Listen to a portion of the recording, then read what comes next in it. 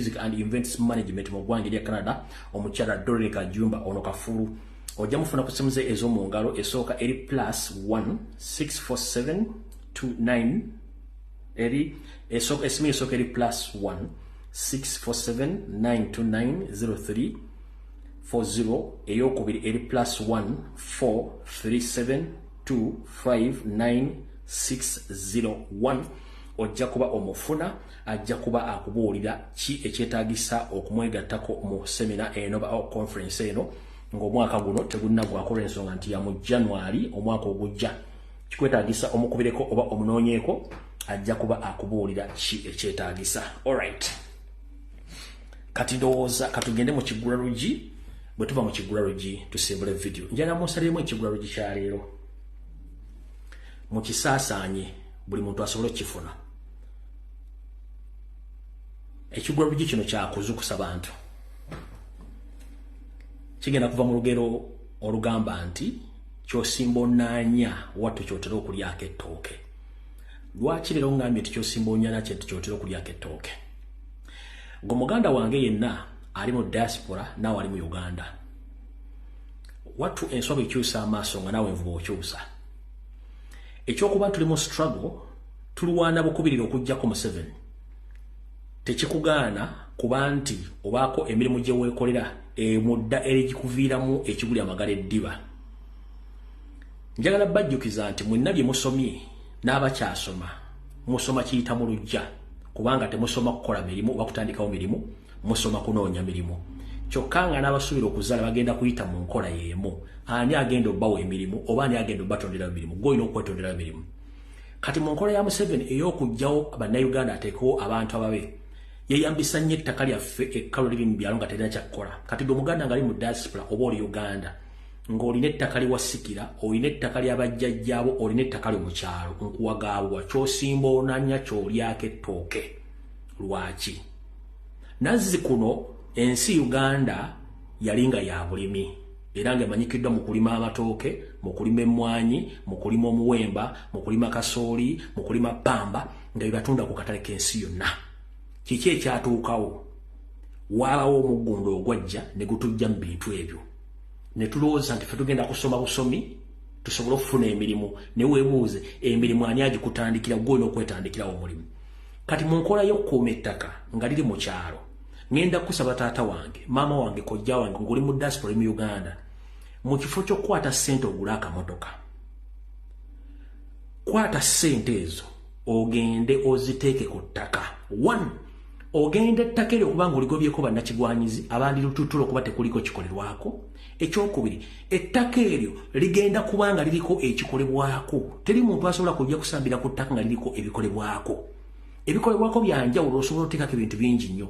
Ennaku zino eri abaana bangi abatalina mirimu, ng'asobola okubeera ku faamu yo gy'owandiise faamu yo, ng'osobola omusasula akaseeka sente empawe kakasita bange emmere agijja ku faamu buli kimu, ng'osobola omuwa sente ntolwa tuwa emyezi emitwalo 25 ku mitwalo 3 omwezi, naaba nga akumanagingira ebintu byo, naaba nga amanaginga ettaka lyo for security reasons. 1, emmotoka gy'ogenda ogula $2,000,000 osobola ogifulumya bond ne bagikoonera oba mu myaka gumu emmotoka ebeera ozinze value.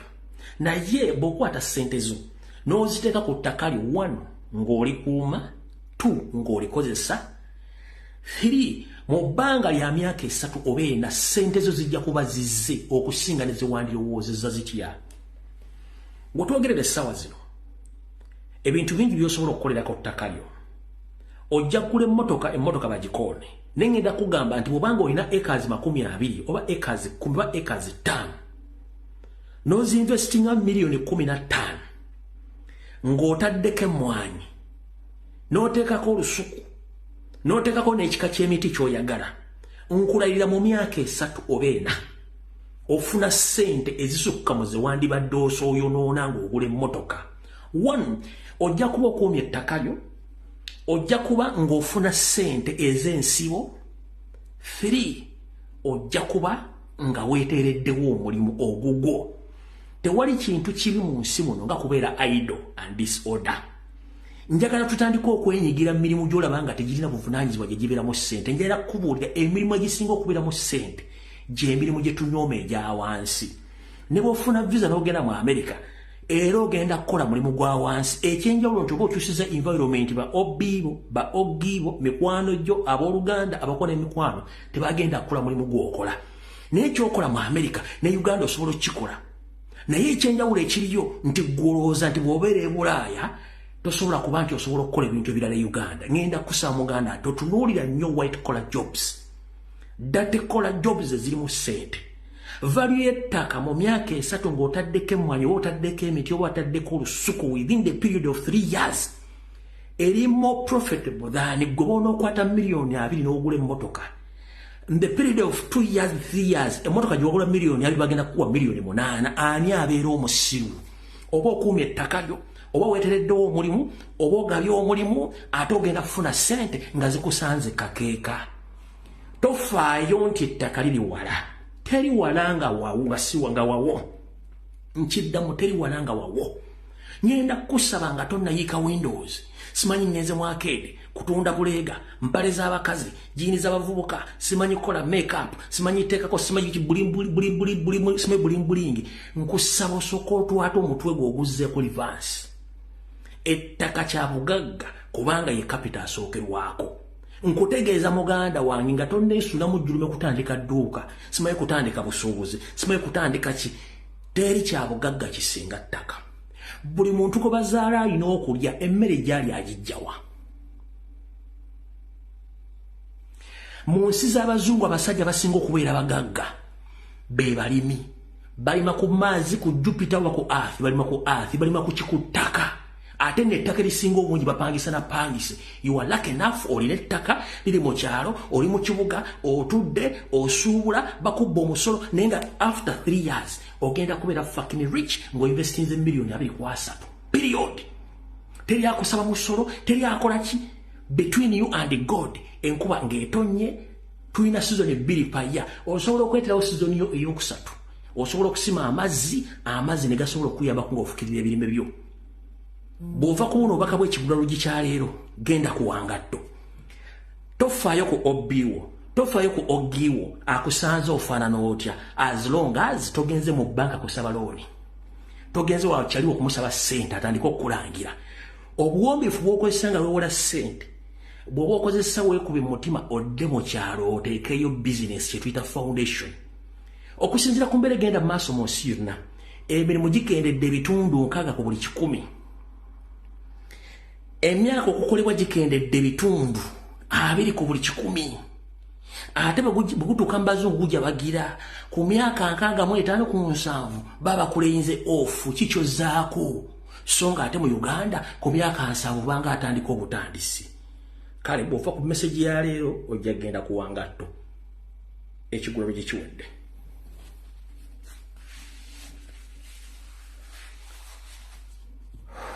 kati tugende ku program yatuleese okusookera ddala njala tutwala omukisa guno okuyozaayoza omukulembeze omulonde Robert Kyagulanyi Ssentamu wooli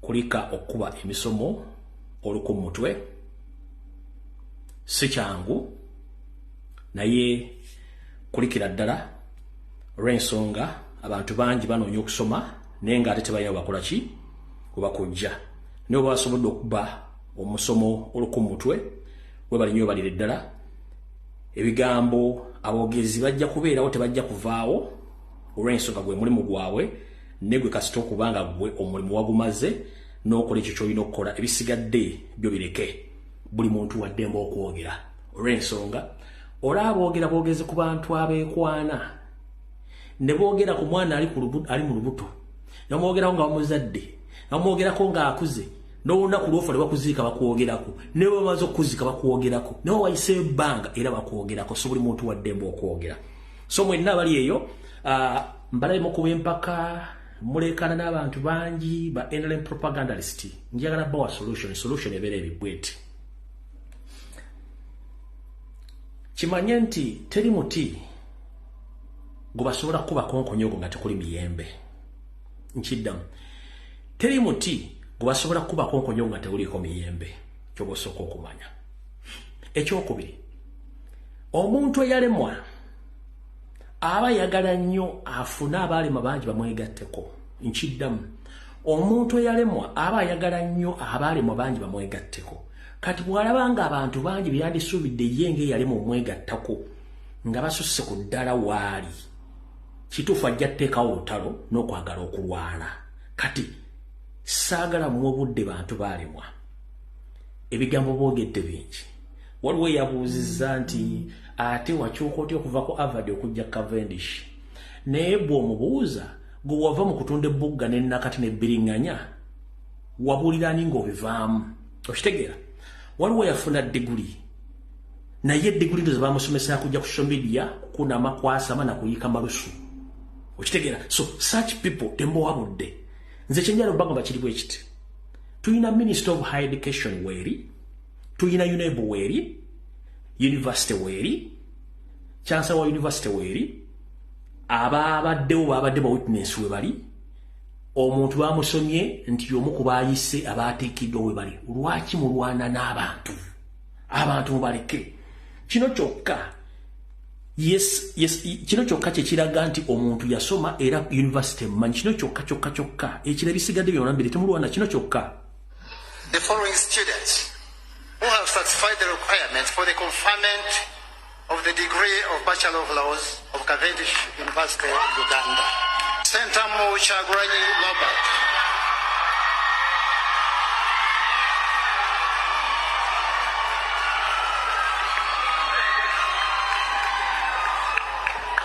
By virtue of the authority entrusted to me, I confer upon all those persons whose names have been read the degree of Bachelor of Laws of Cavendish University, Uganda.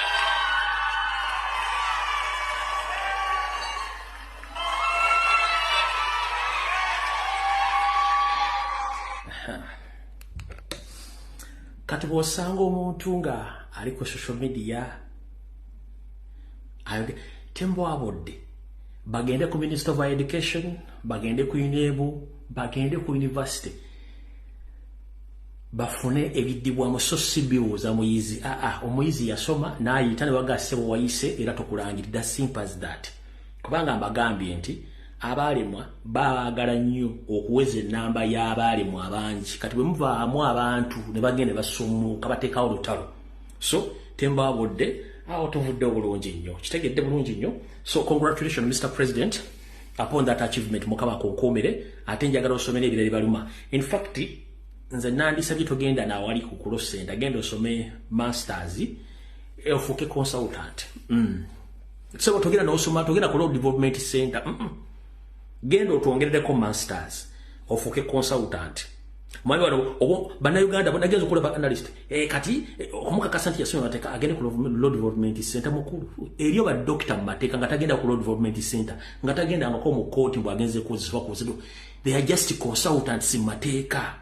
So Mr. President, whenever you are, ngenda kusaba n'ekitiibwa ssebo togenda ku Road Development Center genda osome masters ofuuke consultant mu mateeka as simple as that tetwetagamba ate otaddeko zino enviiri z'endiga ez'abacolonialist naawe otudde wali nti ate kati nti ate kati no Mr. President genda osome masters ofuuke consultant. I salute you kuba linyo balirira.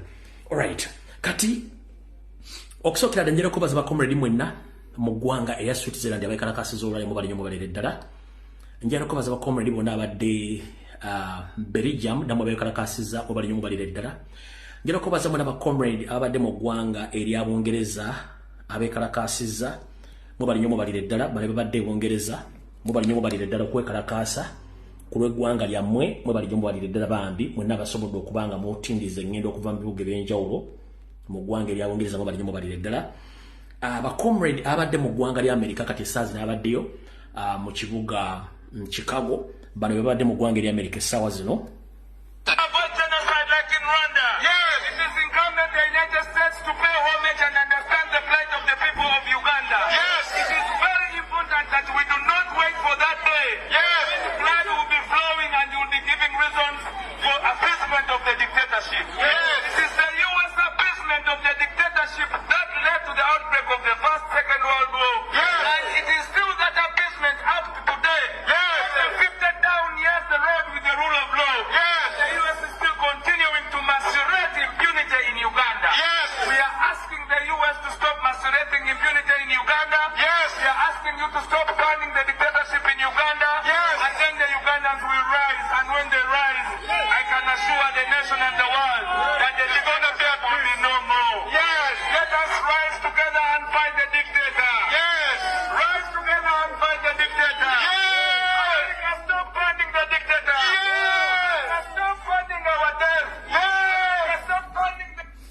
Alright, obudde tuyina butono.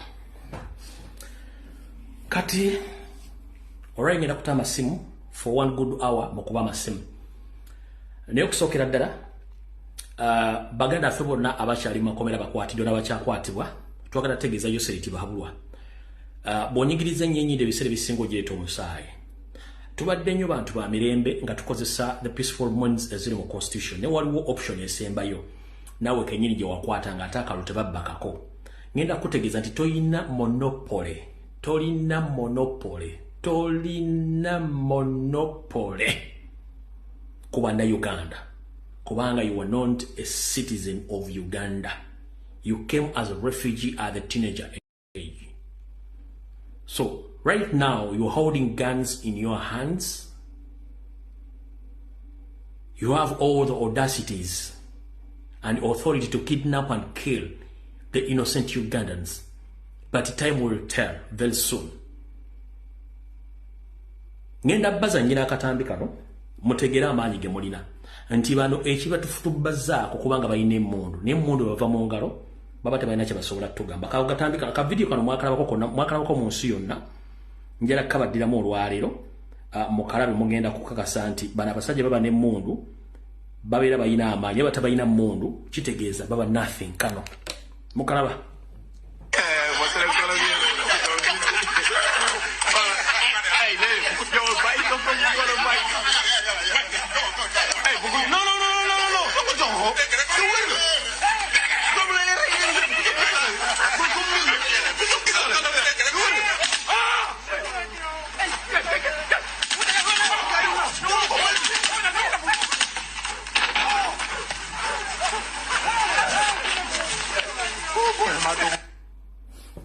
Ndozi kitegedde nti bano balina emmundu balina amaanyi essaawa zino ne bati balina mmundu baba tebalina kye basobola kukola mu nsi yonna wadde n'olunaku n'olumu. Mukitegedde bulungi nnyo.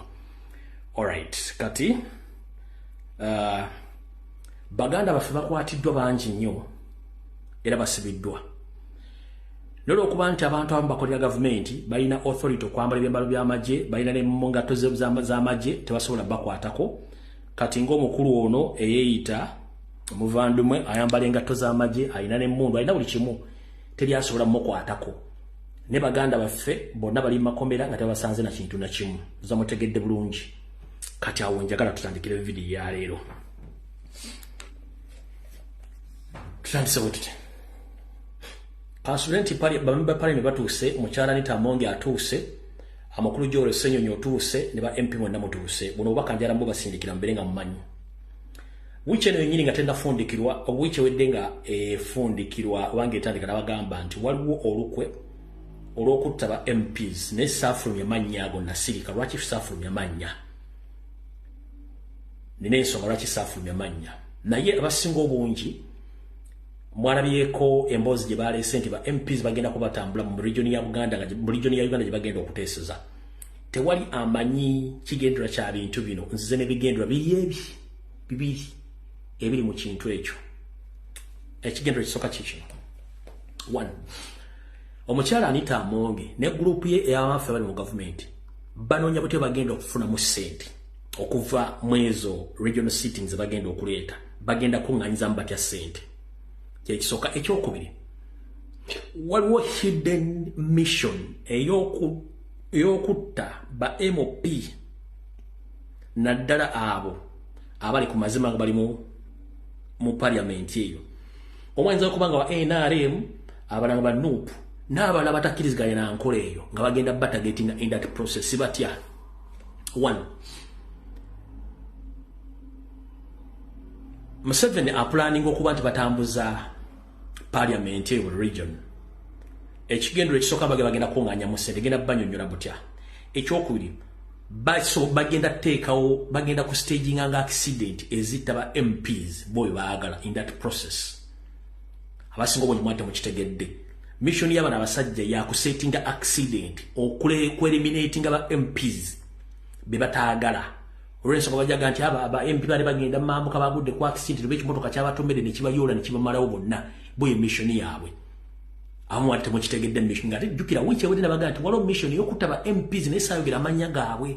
za mukitegedde bulungi nnyo e mission weeri nekusifu ekyo mukitegedde ekirala ekyo okunoonya ssente aba mafia omuli Anita Amongi ne bakama abe ekintu kino temwakitegedde Anita Amongi ayagala kola Amongi Empire in Bukedde bagiyita Amongi Empire already ayina amasomero ga secondary ayina amalwaliro ayina ennyumba esinga mu Bukedde ya ayina amasomero aga secondary aga primary kati ali mu kuzimba kisaawe it's a multi-billionaire field oba playground ekisaawe kati banoonya bute bafuna ssente zigenda okukola ebintu bino nemwe temwategedde ekisaawe kino kiringa sports complex namba abifaananyi mwe mwabira nti mwasobodde bitegeera kiringa sports complex namba eyo zino project za Anita Amongi zayina Bukeddeya eyo swimming pool eringa Olympic swimming pool eri Bukeddeya wa Anita Amongi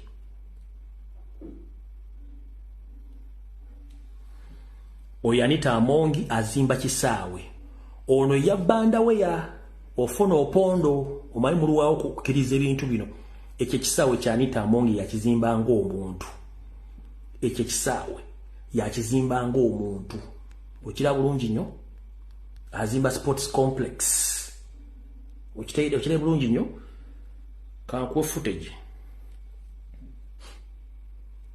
kati ezo ssente zibali mu kutetenkanya butye bagendo zifuna azimba sports complex e Bukeddeya azimba Anita Empire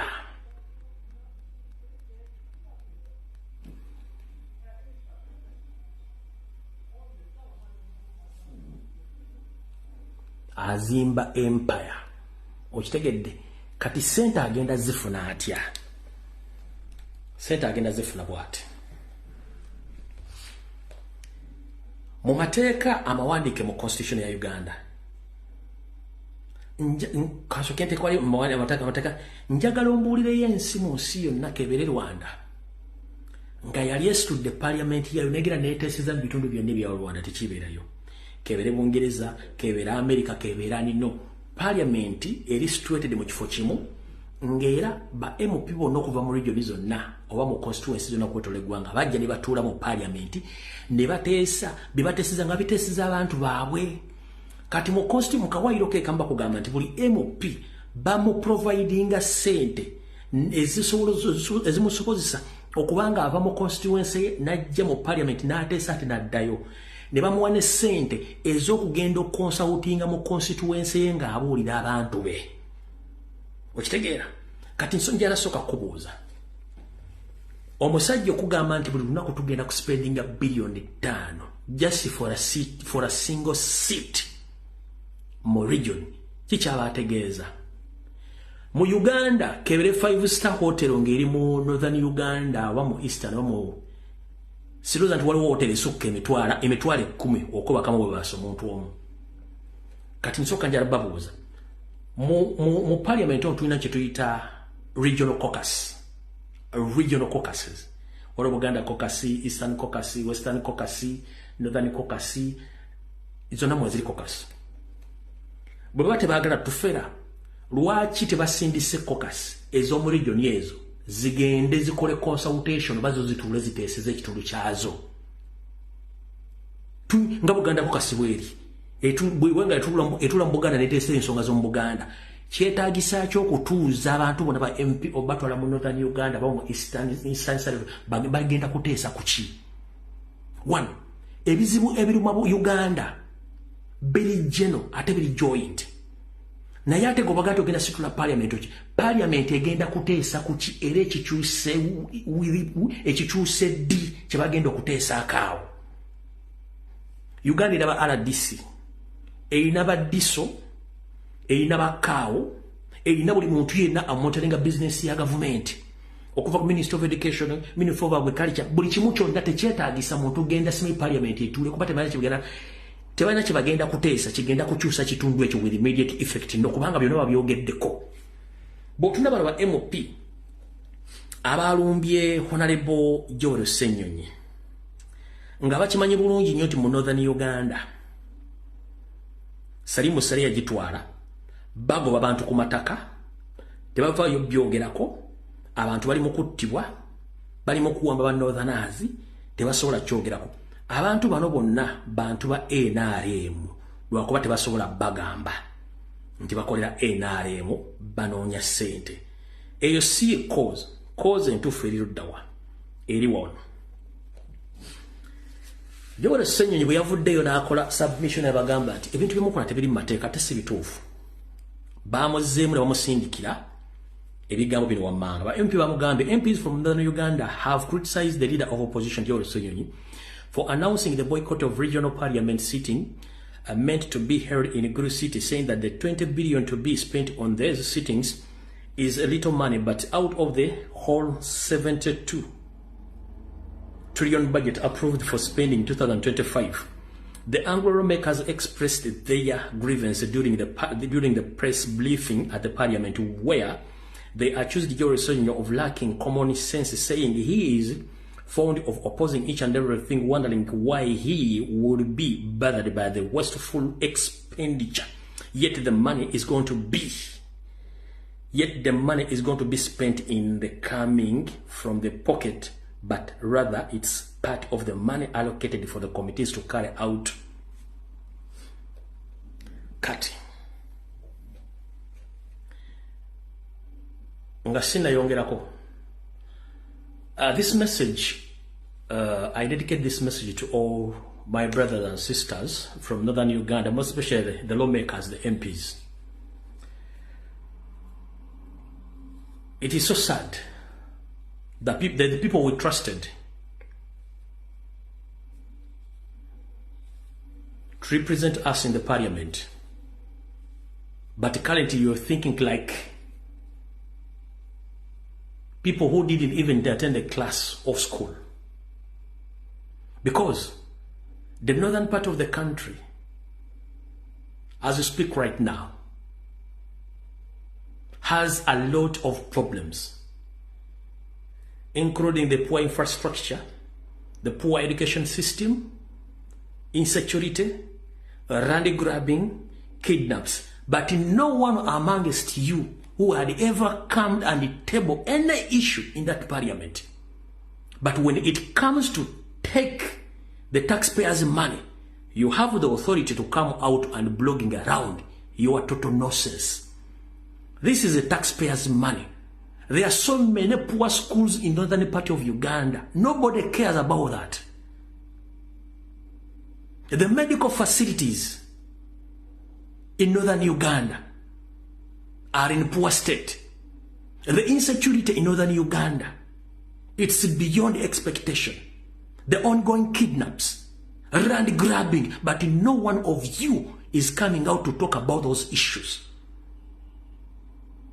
The 5 billion which is going to spend in just one sitting can revamp some areas in the northern part of Uganda. But for you just care about yourselves.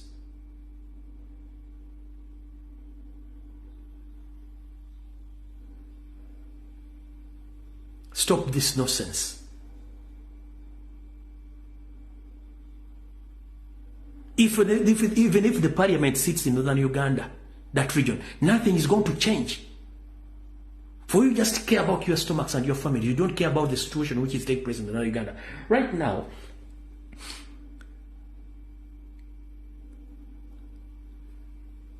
this is what happened in Chiriandongo, but each and every politician is quiet. There is ongoing massive land grabbing, kidnaps. The Banyarwanda, led by Saimo Sare, they are grabbing land, kidnapping citizens there, but nobody is coming out to talk about this.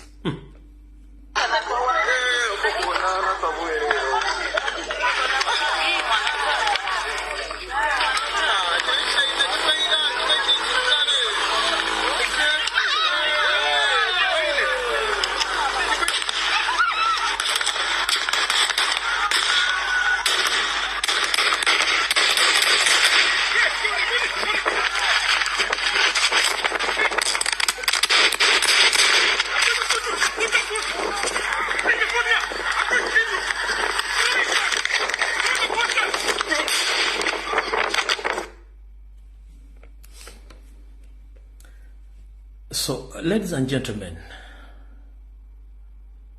our brothers and sisters, the MPs from the northern Uganda, there are so many problems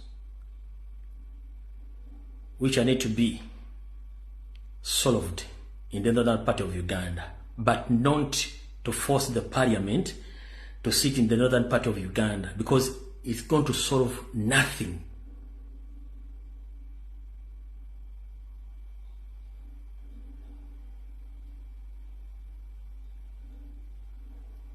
You came out, you are abused, you are accused, senior, but you have no difference between you MPs and this younger comic boy who was replying his fellow younger man in a comic way, but the way how this boy was replying, it's the way how you think, you MPs from northern Uganda. Oxygen occupied 0.21%. Carbon dioxide, let me tell you. Carbon dioxide is... What is the use of carbon dioxide? Carbon dioxide. That's what you can try. We can use carbon dioxide. when you have oxygen, oxygen is coming when he is here, and carbon dioxide, did not enter. Oxygen is enter. So, MPs from northern Uganda, you have no difference between this young man and his fellow comrade, because he asked him the use of carbon dioxide.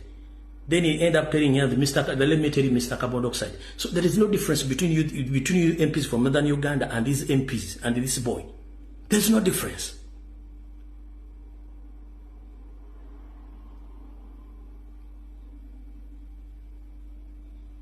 You are lucky enough you are driving V8. You have medical insurance. You are sleeping well. But there are some innocent taxpayers' money who are suffering in northern Uganda. But for you are bragging around because you need money. There is no difference between you and these young kids.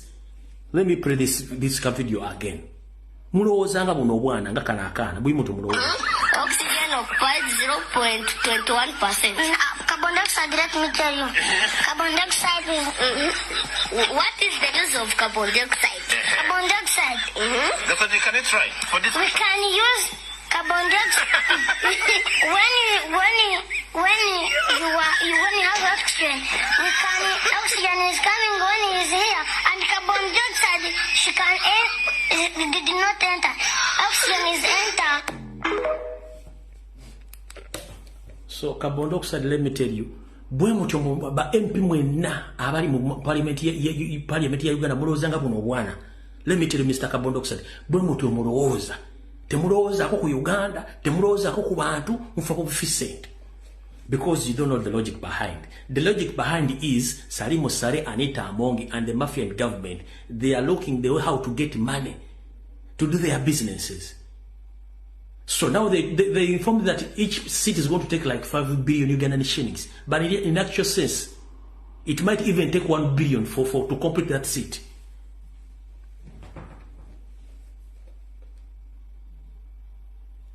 So the mafia will remain with the 4 billion. Time was the 4. How much money will they get?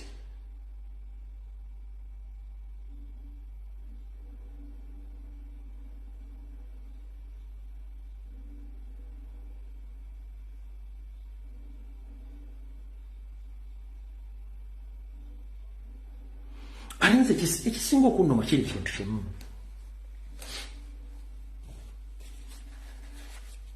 Kiri ekintu kimu. Anti Museveni abadde akola ebintu bino all along. Nga teriyo bantu bamuchalenyiga ku bintu bino. Nga parliament yagifuula y'abantu abali abatategeererako ddala. One, bwebanga parliament yafuuka kifo ky'ababbi nabali banguzi. Nga Amini yakugamba buli ali enguzi bamuteeka ku firing squad. Nga n'okuli enguzi mu Uganda teeka bbi. Otyo omuntu bondi afulume nga yakututesereza mu obusolo.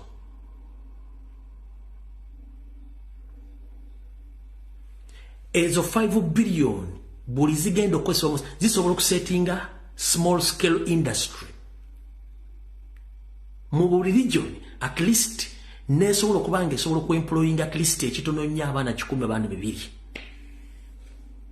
ezo billion 5 zisobola okusettinga small scale industries mu buli region nezemploying ekitono nnyo abaana 200 ku 3 ezo oba ezo billion 5 zisobola okusettinga health center 3 buli constituency eri mu region eyo health center 3 oba health center 2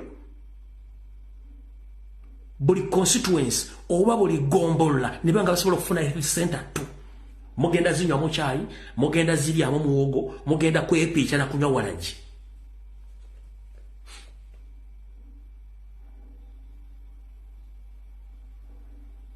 the end of the day abana bavudde masomero ba P7 dropouts tebana kibagenda kola senior 4 dropouts tebana kibagenda kola senior 6 dropout tebana kibagenda kola even university dropouts. Let me tell you this, bobo ina degree mu Uganda nga you can't employ yourself, you will drop out kubanga tokozeseza skills zo wasoma kino kiddamu woyinza okukola nti primary dropout ye mubi oba P7 dropout ye mubi oba senior 4 dropout kikolimo senior 6 kikolimo ne university graduate ne tumuligadinga nga dropout kubanga tayina kyasobola kwekolera.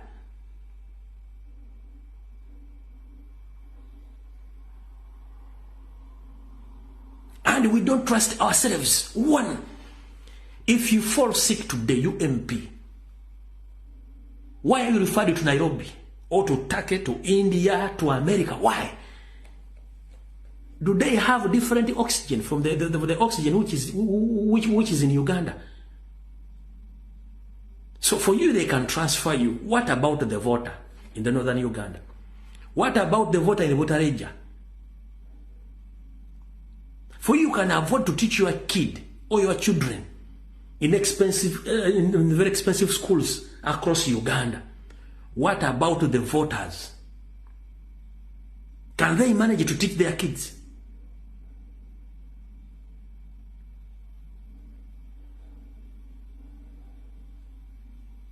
For you can manage to eat in Serena on a daily basis. What about others? You can afford to board a plane a day on a monthly basis. What about others?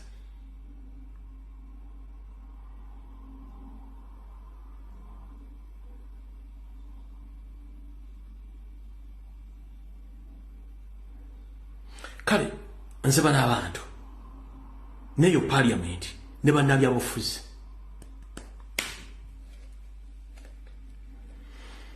awtuvuddewo kubana bagambye njagala bawa sigenda nakuzanya video yaabwe kubanga bayogedde bya kisiru nnyo. So ndi wano tegezayo seeri ne mutabani wa Museveni ekyakuzala kyekiri kutta mutandise otuleetera obuzibu bannayuganda ffenna we tuli nti whereby bannayuganda abadde safe nga basinkanye ba fellow East African comrades from Tanzania, from Kenya and from other countries. But right now Museveni, you've got involved in other countries' political issues and instabilities. So natutandise okufuna obuzibu bannayuganda batandise okulumibwa bannakenya baga nti tuyingiza mu nsonga ezitatukwatako. Utwogerera essaawa zino tactics eziri e Kampala ez'okuwamba batudde okukwata abantu zizigenda e Kenya nenga Museveni yazinfluencinga. Already bannansi batandise okitegeera nti Museveni yali behind okudestabilizinga n'okukwata bannansi n'okulemesa okwekalakaasa kwabwe. Kiki ekigenda okuddako? Munnakenya agenda kusanga kkube nga kuba kuyingira mu nsonga naye nga akubira ki? Museveni yasindise polisi n'aba SFC okuyingira mu nsonga z'e Kenya ekijja kukubye naye nga tegwe tobiriimu. Hi guys, so I'm in town right now and let me just tell you a secret I've had. Can you imagine? Leo kuna mapolisi wa Uganda na kuna mapolisi wa ni Baganda ama Baganda, kuna Uganda, kuna wa ekisookera ddala bogenda mu Tanzania tebaawula Musoga, Munyolo, Amuchapadola, Mukokusabini, Mutolo, Munyankole, Fena batuite ekintu eki Muganda. Fena batuite ekintu eki Muganda. That's the dangerous thing. Museveni gwe gyotamanyi. Abantu be Tanzania bana Kenya tebawula uizufu. Bamanyi banna Uganda fenna tuli Baganda. Kye kintu ekisinga okubeera ekibi ennyo. Muteeka obulamu bwaffe mu matigga nga muyingiza mu nsonga ezitabakwatako. Bana abantu be Kenya ne Batanzania tebawula ani yandi fena bamanyi nti muntu ava Uganda abeera Muganda. Kati singa omuntu ambuuza nti ova ulemu ati nva Uganda tuli Muganda nga boli bakube ngumi ng'ogweri kitegeeza nti mututadde mu buzibu. Kankabadde mu kawulire. Hi guys, so I'm in town right now and let me just tell you a secret I've had. Can you imagine? Leo kuna mapolisi wa Uganda na kuna mapolisi wa ni Baganda. Baganda, kuna Uganda, kuna wa TZ. They have been appointed to come and fight the battle. Can you imagine, guys? Who did we elect? Police wa UG na wa TZ wako Nairobi arresting us and throwing tear gas on us. Can you guys imagine? Can you imagine that? Why are Uganda police coming to attack Kenyan citizen? Why are policemen from Tanzania coming to attack us? Can you guys imagine? Ekyakuzaala kye kirikotta. Naye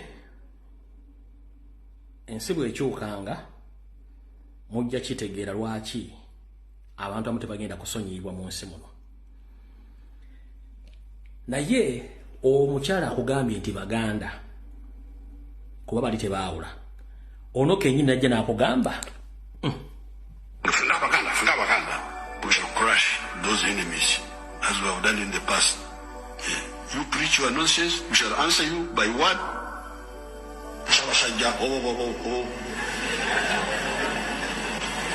When you say this,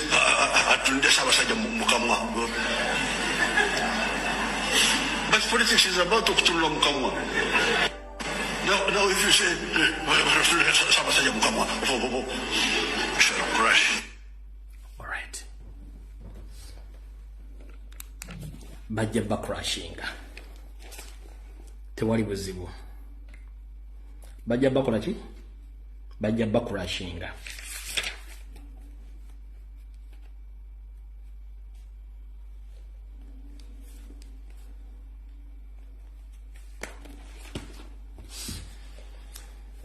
Kati buno baka njala bugende eri abasajja ba Peter Mayiga Wassanya mwenna abatudde Mmengo. Naddala basindika mu kuziika ku nnyimbe mu mizikiti mu masomero ne ku mikolo okutandika okugenda nga musaaba ettoomi n'okulwanyisa Robert Kyagulanyi Ssentamu. Ekintu ekyo kigenda kubaleetera akabasa olw'ensonga ffe twajjawo ekikwa era tukyajjawo kikwa. Ekikwa kye kiriwa. Nabagamba njagala olwaliro tunuulira okuva jjo ku misitimbagano egy'enjawulo nga Robert Kyagulanyi Ssentamu amaze okugraduatinga. Njagala leetera vidiyo emu omunorthana oba mu easterna oba mu westerna ng'akutte essimu ajolonga Kyagulanyi Ssentamu. Nti njagala leetera vidiyo emu omu easterna omunorthana n'omuntu ava mu south oba mu west ng'akutte essimu avuma Kyagulanyi era ng'amubuuza questions. Njagala leetera vidiyo eki teriyo baani abakikola mu system eri gye nabagamba mu 7 Obote gye baateekawo nti Abaganda they are going to fight themselves. Naye remember, si buli alina erinnya Egganda nti Muganda, si buli ayogera Oluganda nti Muganda. 1. Tunuulira buli avuma Kyagulanyi ombuuzo wa etambula ng'Omuganda tagenda kubuulira jjajja we waali naye erinnya alina Ganda. Lwaki alina Ganda? zeze enkwe ezengezi okugambisa nti omuganda oyina enkwe n'omubuuza singa twalina enkwe Buganda yandibadde waawo singa twalina enkwe twandikumye Museveni olaba ffe twalema kuyamba muganda munnaffe ngera enkwe ze zikola ekintu ekyo muzungu yakikoze kati lwaki abantu abalala batuuka okwebuuza lwaki mulwanyisa bantu bano kubanga ye system gye nabaga gye baateekawo kati kansooke babuulire nga tesinagenda wala ndoza kansooke kino ddooka ensembyeyo kiri baminisita b'emmengo abakozesebwa mayiga akaseera mulina katono nnyo ne mayiga alina akaseera katono nnyo okuva awaale ne bw'onoogenda mu Central African Republic ne bw'onoogenda mu Nigeria n'ogenda e Ghana kati gy'oli mu kutambula ng'ogenda onoonya buli musawo okunzika mu Uganda tojja kusobola kunzika baganda omala biseera kye mmanyiko kiri kimu eddogo liriko expiry date ate likomekkereza liridde ggwa likoze kati mayiga weegendereze nnyo President waffe Robert Kyagulanyi Ssentamu yabadde mwerufunyo bwe yayogedde ensonga zino bakulu video mwagala jijjayo eddogo mwagala kujja video ate nga mutidde nnyo katugende mu maaso okujjako ng'omuntu baakuyuwa Windows oba olina obumoli ku mutwe ng'otudde Mmengo ng'otegera lunaku lwakubiri mu mwezi ne mu wiiki obubaka bwa Robert Kyagulanyi Ssentamu eri abo mwenna bamulwanyisa video bagikwatamu yesi bagala jijjayo network bagala jijjayo bwabadde loud and clear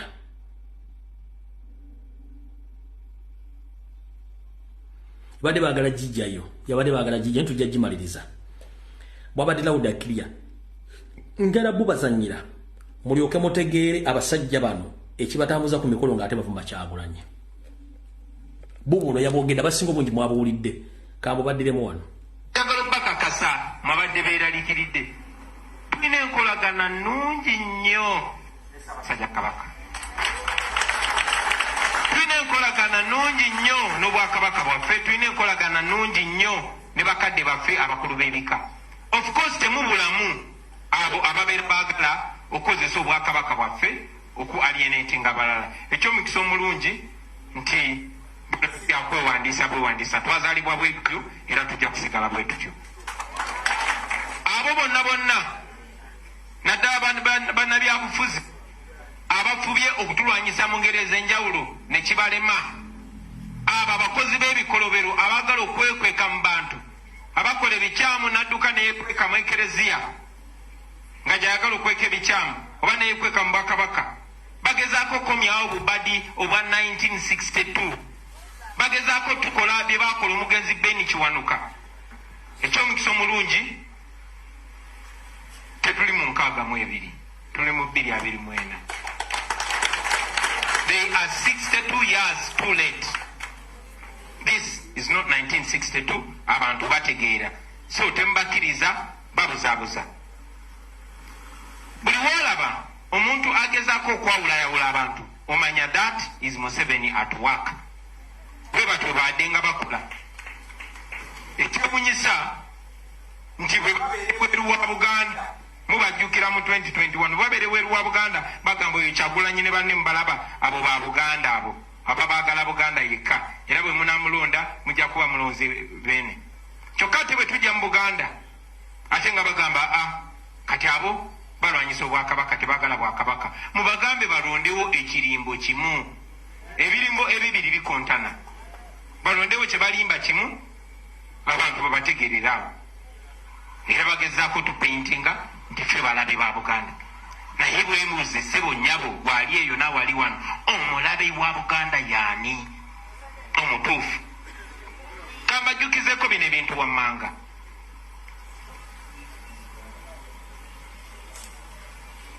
teyalinze siba NUP abaganda Ssaabasajja Kabaka kugende Kayunga oyo yali Museveni. It was not us. Sinze nakera ku makya neŋŋamba nti saagala kuwulira abantu bagamba fenga abaganda oyo yali Museveni.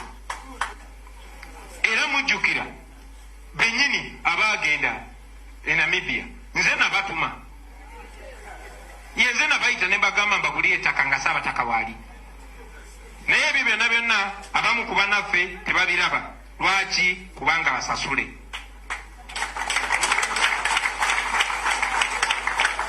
Munajjukira nti Museveni appointinga minisita gwe bayita Sam Mayanja, minisita w'ettaka, ababadde bamuwuliriza nga Vola Beene n'Obwakabaka n'egye buvuddeko recently agamba nti muli bamukisa nnyo okulwa nti baboogerako. Eyamuyita eyamuwa omulimu okola ebyo sinze yali Museveni.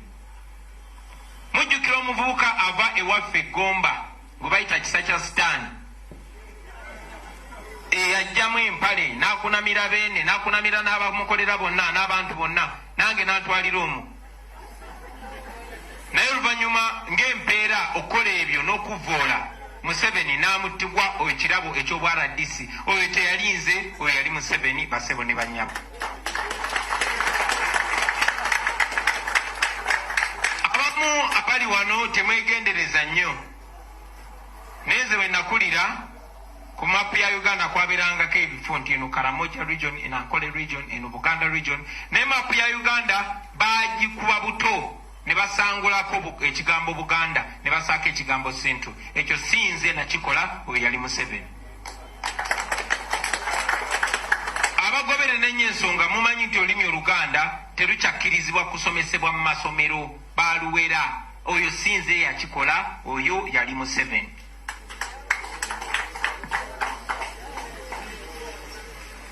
Nayogedde ku nsonga y'e Kayunga, bwe bagana Katikkiro gendayo ne Beene ne bamulemesa ogendayo ne batana abaana ba Buganda basukka mu 2, sinze na komandinga ettemu eryo yali Museveni.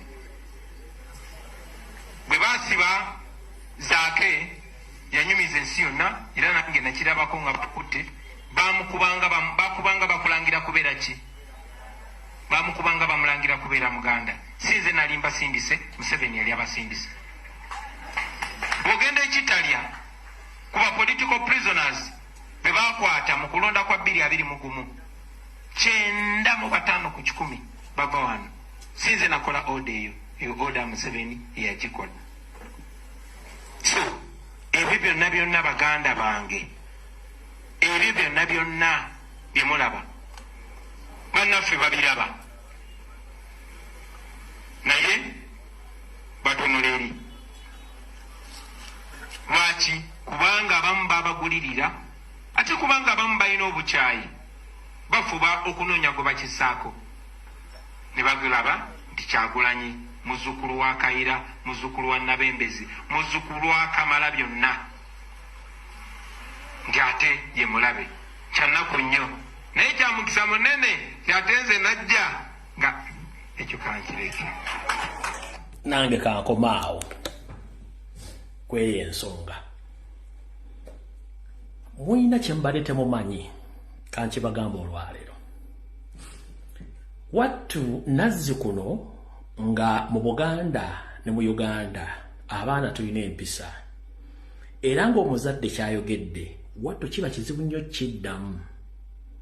Ebiseera ebisinga bw'aba tetajjeeyo mugoba nte yakukubisanga maaso n'omanya ki kyagenda okuzzaako.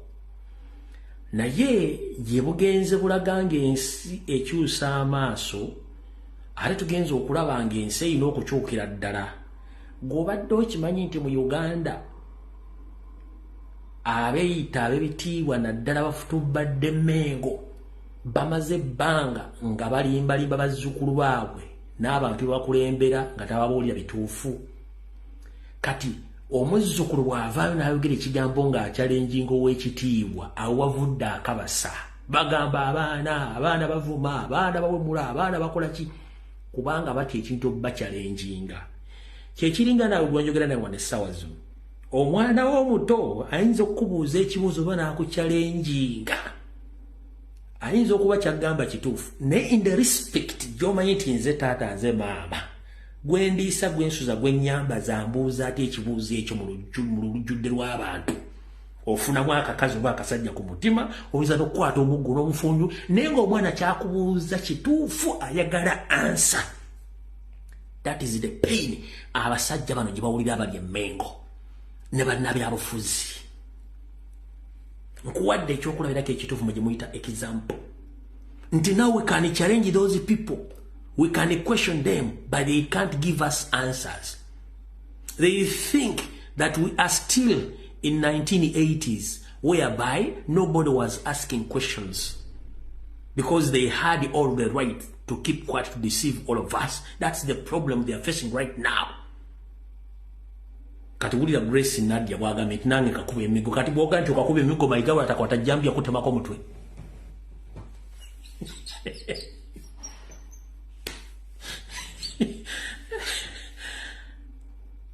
Goloza natakwata jambya mutemako mutwe nga abantu bamuchalenjinga.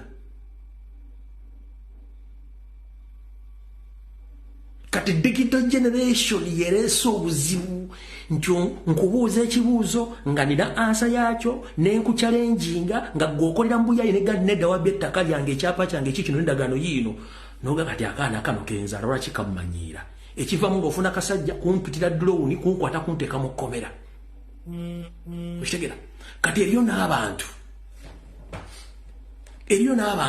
nga yamanyi nti nze mbadde MP forever bwawulira akavuka nti kavudde makiro bakasinya 6 kazze mwesimbako maama agamba kati ekyokulabirako nta amasimu ono abadde Muwanga Kivumbi ewaabwe eŋŋumi enyoose ku district Muwanga Kivumbi asumuludde omukono n'abalonzi be ebugoye Butambula district asumuludde omukono nga bamubuuza ebibuuzo kati bibino Muwanga wale waffe gwasizo leta mutawaana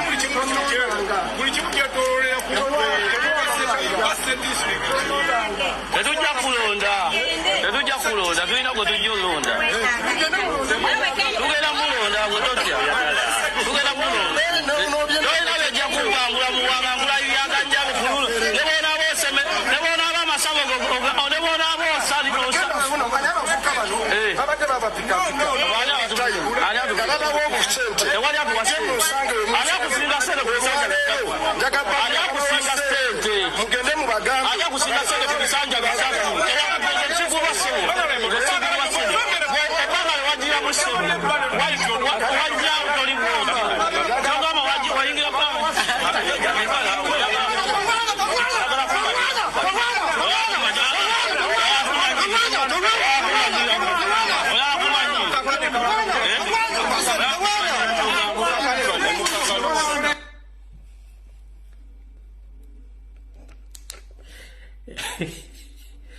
eŋŋumi tebagala bachalenjinga eŋŋumi enyoose gye bukomeddenge obukongovule bunoonya amaviivi eŋŋumi enyoose ebugoye ku kitebe gye bukomekkereze nge uno MP wa Butambala wuno akuba baana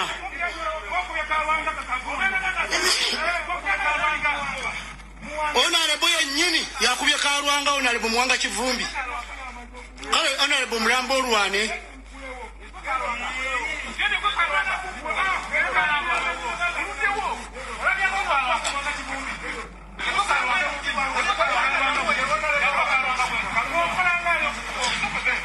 wakakoma okolangani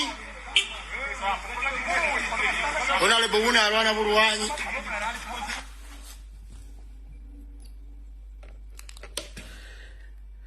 kiri kye bagambye tebaagala bachalenjinga waliwo nga tebagala akali bakamuchalenga akakuba omugere bano bachali tebaagala bachale eŋŋumi enyoose ku kitebe ky'eggomba bayitayo obugoye Butambula district eŋŋumi enyoose nkabaddiremu oyo Muwanga Kivumbi eŋŋumi tebaagala bachalenjinga Muwanga wale waffe gwasizo leta mutawaana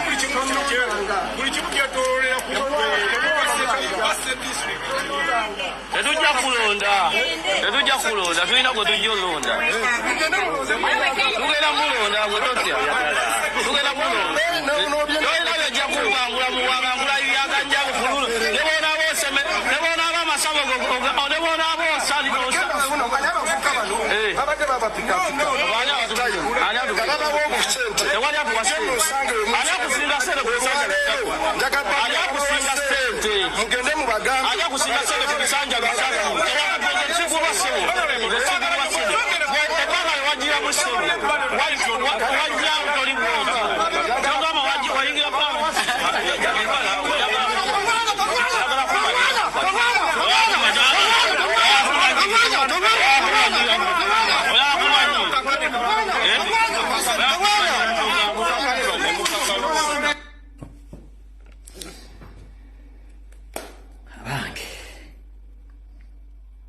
Mwagala nnyo ebyonoonese ate amasimu kuba amasimu gammwe. Temuga omusajja atusuubizza okuba amasimu teyatadde masimu. Tebaagala bachallenge ng'essimu njigudde dakiika ezezi 2 strict dakiika 2. Eddakiika 2 essimu ngitadde. Bw'osukka eddakiika 2 ngenda kujjako wa kitiibwa.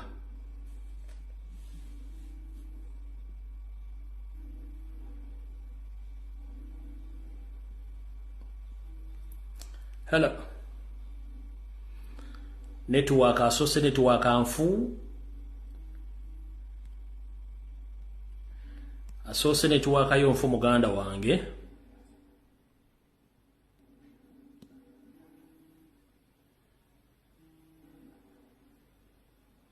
Hello. Hello. Nkale nyabo nawe jebale kesimu dakiika 2.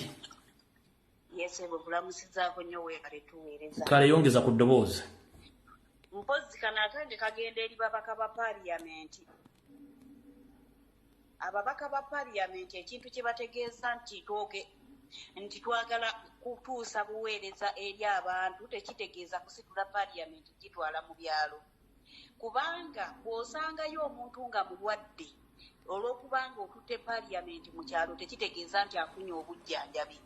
Era okuba nti teri ddwaliro tekitegeeza nti olw'okuba otutteyo parliament nti bafunye eddwaliro. Ate ekirala ssente ze bagenda okuzunganira muzaffe, ezo ssente ze bagenda okuzunganya buli lutuula lwe batuula bazikwate bateeke eddagala mu ddwaliro balime enguudo bayambe abantu Museveni be yasendera amayumba gaabwe bazzeewo ennyumba zaabwe. Mu kifo ky'okuzunganya mbu badde no badde eri bave mu kutubuzabuza tekutegeera tebalina kye bagenda tukolera. Era onalebo Bugundi Joel okwebaza loopu waffe nti weebale nnyo weebalire ddala ekintu ky'okoze ky'amaanyi yongera okusimba ekkuuli wano we tugenda okumanyira baani abali ku lw'abantu baani abali ku lwa Museveni okukkusa ensawo zaabwe. Era neebaza n'abantu ab'ebugoye mmanyiiyo nti mwebale Kivumbi oyo mwali mugjeemu n'amaaso kuba be bantu be bamu abaagaana n'okusaako emikono nga bakukusa enguzi. Weebale tikyo tuweereza. Kale nyama. Hello.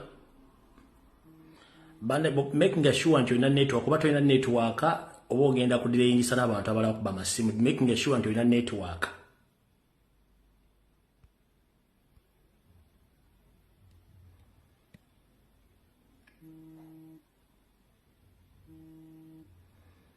Hello. Sebo.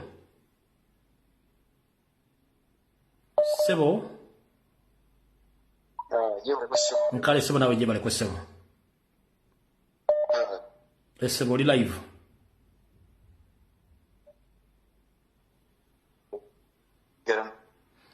Network aliterikiriya. Network tetulina budde network aliterikiriya. Hello. Hello muganda wa. Sebo jebale kwa sebo. Bale tatu. Nawe jebale kwa sebo. Nkale sebo dakiika 2 strict obudde tulina butono. Obudde tulina butono neyanze nnyo taata muganda wange.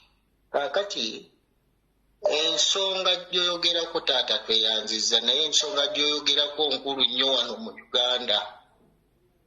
Mukama wange ntunuulira abantu abakulu bamuwanga Kivumbi kati nagenze okulaba yeegaana kye bayita ekitiibwa mu palamenti owulidde. Neneebuuza weegaana otya ekitiibwa mmwe mubadde mugamba nti muli babitiibwa. Ensonga endala lwakuba obudde ompadde butono abavubuka mu butuufu ennaku zino balimye okutegeera omuvubuka olina emyaka 35 toyina wadde akapoloti wadde akayumba naye ne mukeera ku makya ne mugenda mu birabo olw'okuba gavumenti ekirimu okukyagala kufuusa okukyagala wano mu Uganda. Kyokka weewuunye bamala ne bagenda batta bakitaabwe bannyaabwe bagende bakyakale. Owulidde ensonga ey'okulala otunuulira abasajja abakulu mbu bagenda kutandika kugenda mu sessions ezo ze bagenda okuteeka ggulu nga bwe bagambye palamenti naye nga tulina enguudo enfu amasomero amabi ezo ssente ze bagenda okuteeka mu bintu ebyo lwaki tebazikola mu masomero malwaliro nguudo n'otunuulira ababaka n'ogamba kakati ddala bano batukulembera biki kyolidde. So muganda wange nina ebintu bingi nnyo bye nnina okwogerako lwakuba obudde munaawo mpadde butono ngabalinaokugira naye mbadde nkusaba ogendenga mu ebyo byenjogedde oba onaafuna budde n'ompaayo omulundi omulala nensobola okuttaanya kale saba neyanza sebo. Hello sebo gyebaleko sebo kale baanagerako kale sebo kati waliwo ekintu kyogeddeko awo kyabe mu byokutambula nakirowoozezza emisana wano nga nkola oŋŋamba akakodya akali mu kubawuliramu butwa. bagenda kupeera tageti yaabwe yakubawa butwa mu hoteri gye basuze n'abalala basettinga accident. Kati omugezi yenna ng'amanyi alikwala alitalinnyayo kwe kuba Dr. Sakwange Siro. Kale saba. Hello. So webale kuweereza. Kale saba nawe gye baddakiika 2 strictly bw'ozisuka kusamba kuulako bukozi. Nze awanga ali wano mu ssaza lya Kabaka ery'Ekkonya. Kaakati osooka bamugera kubeera bumpi kusinziira ku ddakiika. Ekisooka bebabaga ba paalamenti abagamba nti engundi zirina okutambula mu bitundu ebyenjawulo. Njagala yenna akiwagira amenyeyo ebintu 5 bannansi bayinza okufuna mu paalamenti ng'etambula mu bitundu. N'ekirala ekintu kyenjagala mu bulamu bwange okusooka okugjawo nga tetunajjako na Museveni ye paalamenti ya Uganda singa kisoboka mukulu mbintu tujjawo paalamenti ya Uganda bannayuganda ffe nga ffe we tunajjawo paalamenti ebisigadde bijja kwekola byokka kuba ekyasinza oleeta obuzibu yeremezaako Museveni yekola buli kimu. Ababaka banumpu abeebuzaabuza kuno twagala okubalaba nga mugenda mwetaba musimanya mu meeting ezitalina makulu nga muwona ssente z'omusolo byebyo byange mukulu Lombuyi. Wera kubeera mbufunze.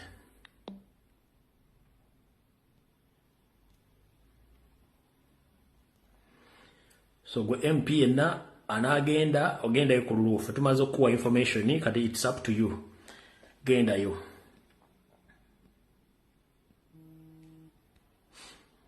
Hello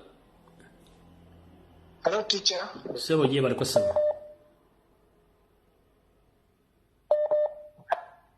sebo munnaye nze natuulawo n'endowooza ebintu nga ebitambula naddala mu Buganda bwe mbalabalamu ndabira ddala nga ekibinja kyonna ekiri mu administrative ya Buganda Mengaawo kyonna bakikwata ne bakituuza wali eri ba Museveni ng'abantu abo bonna beemanyi bali mu famire nga y'emu ennyiriri zaabwe zezimu ne bewandiika n'ebitabo ne agenda zaabwe naye nga tebalina kasaayi konna ku Muganda. Yensonga lwaki olaba ne bwe batutemula ne bwe batusiba ne bwe batuggyako amataka gaffe ne bwe batujja mu bizinensi ne bwe batuwaŋŋangusa bagaayi tekibalumako wadde n'okinyumyako wadde n'okiwuliza nako bali ku byabwe. Twaliko ku TikTok olunaku olumu waliwo akagurupu akabeera kanenyambu simanyi abantu bakola byokubanja Kabaka kubanga bikingera bumanyi. Kati omuvubuka omu yali ku live emu era nga y'omu ku gurupu eyo bamugamba tambula ng'Omuganda.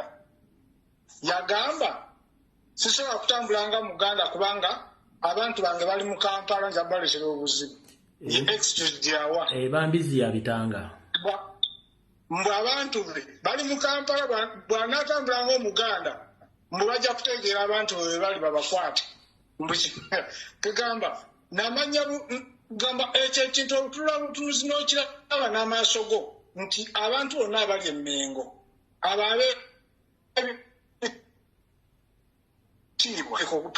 propagandist abo bonna bakulaga bulazi nti baava Rwanda tekuli Muganda n'omu ekyo era tubeerawo nga tukimanyi nti abo abasajja balabe baffe n'abakazi abo abaliyo tewaliwo okuwannaanya be batutemula be batujja mu bizinesi abo abasajja tebalina kunono bali bintu bya bufuzi sina bya bufuzi bali bintu bya kutemula butemuzi nakuwamba bintu byaffe na ggwanga lyaffe era Ssaabasajja Kabaka tumusabire abawangaale buli kimu kijja kuggwa ate ntikya nammwe mwebale nnyo okutuzibula amaaso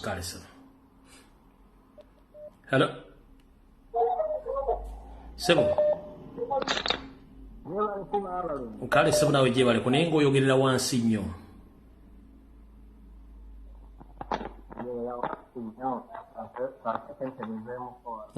oli mu headset si kiki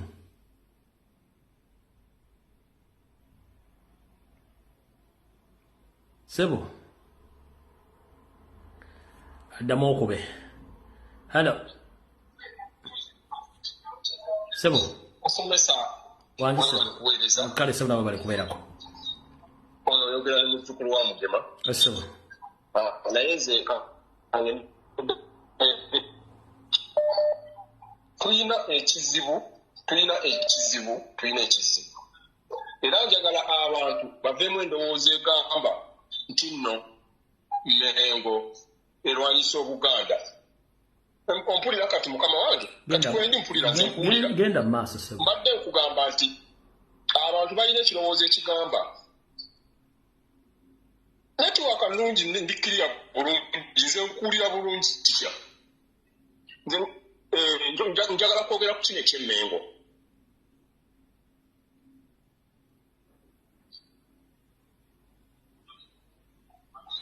sebo tojja kusobola kwogera nga weewuliriza gweyogera bwogezi ensi ekuwulira yogera mbadde nsaba abantu baleme okuwuliriza bino ebigambo by'ono omusajja gwe bayita Mayiga nze simumanyi guno ye Katikkiro wa Buganda agenda n'agamba na bano banne babeera nabo abo balekaana nabo babagamba kirwanyisa Obuganda nze sirowooza nti bwe bwe Buganda ffe tetulwanyisa Buganda tulwanyisa Mayiga n'ekibinja kye kyenjagala abantu bategeere kubanga ateeka abantu n'abajja ku mulamwa n'agamba abo abaana balwanyisa Obuganda ffe tetulwanyisa abako Buganda pulezidenti akugambye tetulwamu ne kabaka waffe naye tulwanyisa Mayiga ne gurupu ye bave Mmengo era ffe tetulwanako na kabaka njagala oli aveeyo aŋŋambe nti waliyo omwana eyali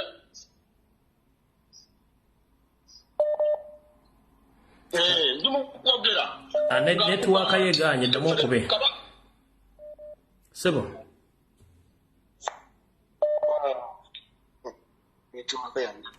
sebo genda mu maaso gwaliko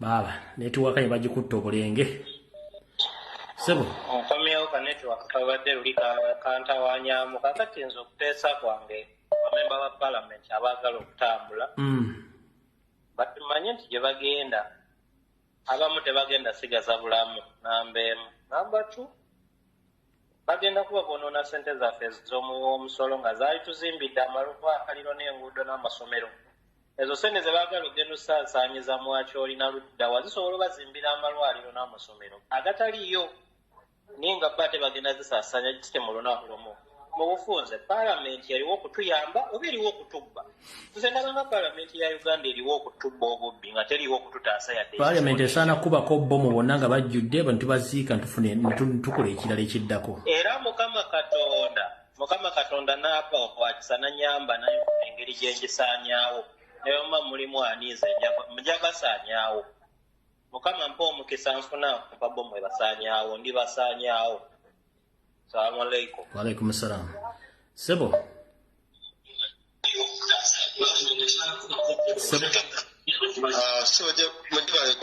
nkali sebo nawe bali kubeerako ekinkubisiza essimu mbadde njagala kwogera ku bafeere abali mu Mengo. Genda mu maaso sebo.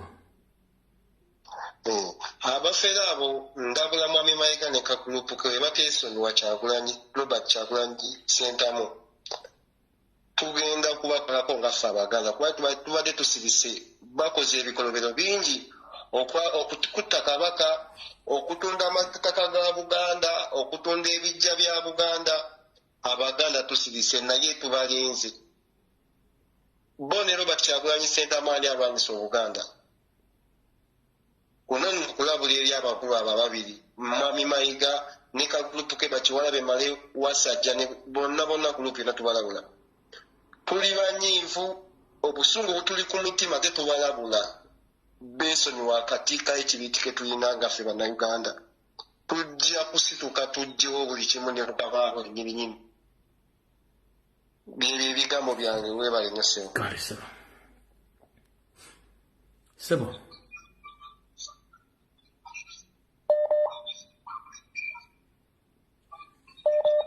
Bw'okuba essimu teweewuliriza. Halo. Yes, Mr. Rombe ogamba otya? Bulungi sebo lyota sebo. Ente sebo. Njagala kupendinga n'abasajja ba Parliament. Parliament bagamba kategamba nti bagiwadde billions 9.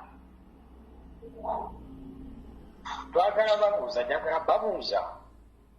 Mu myaka gyonna gye tuliddeawo, kiki kyezimbye mu gundi mu Western? Kiki kyezimbye mu North? Kiki kyezimbye mu Central? Kiki kyezimbye mu Eastern? Ekyo kyetugamba nti kati tugendeyo tuleyo. Bagala betugamba nti ssente bwe bazaloketinga mu gundi mu Parliament tebasobola kubaawo kye basobola okuproductingira Bannayuganda. Katugeze ng'essomero oba eddwaliro oba investing. Lwaki buli kaseera baagala nti babeere nga basipendinga ssente z'Omunnayuganda naye nga tebaagala teekamu? So that's my question. Okay. I need them to explain to us, for all these years they've been in the Parliament, they've been allocated a lot of money. Which money have they spent or they have used? Kiki kyebakozeeko ekirabikako ne bagamba nti kino Parliament yekikozeeko?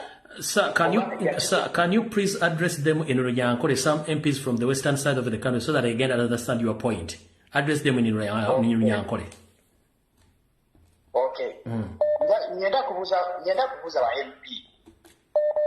Myaka yonna eyiba amaziro mu Parliament, Abanyayuganda batwire baroketinga ssente omu Parliament. Omwaka ogwo ogw'enkumi-24 ne batugira ngu baroketingire billions 9 za Parliament. Ngenda batusobole omyaka egi yonna Parliament bwebbireho, niki ekibakozire omu Western, niki ekibakozire omu Northern, niki ekibakozire omu Central, niki ekibakozire omu Eastern? Ekibaliyo nga batugambira leka tuzeeyo tukoleyo nanka eky'olukiiko. N'isomero kyerubatire, n'irwariro kyerubatire, niki kyona nimulimo kindi business, niki sector ki eyibatire bakatugambira ngu kurugyerera ahari tukozereyo atudonetingireyo, hati leka tuzeyo tukoreyo olukiiko, leka tuzeyo twete abantu baayo tuze bagenze hamwe. So ekyo nikyo kibuuzo kyange kindi kwenda kubuuza ba MPs batugambire niki kyonyine ekiyonyo kibattractinga kugira ngu hati nibenda bazeyo bakoreyo ki. Sente zona ezibakuharoketinga o Parliament ni sente ekyebarakoze bakateekawo bakagira ngu ekyo nekizimbe kikozebwe Parliament, ekinerevolutionary okozebwe Parliament, erinirwaro okozebwe Parliament. Kuba arwire bateeka bwawo itenza ije bakore ki bashikame kokala abakine kibakwetekaho babe bareke kusisimu tuyanza nyesera. Hello?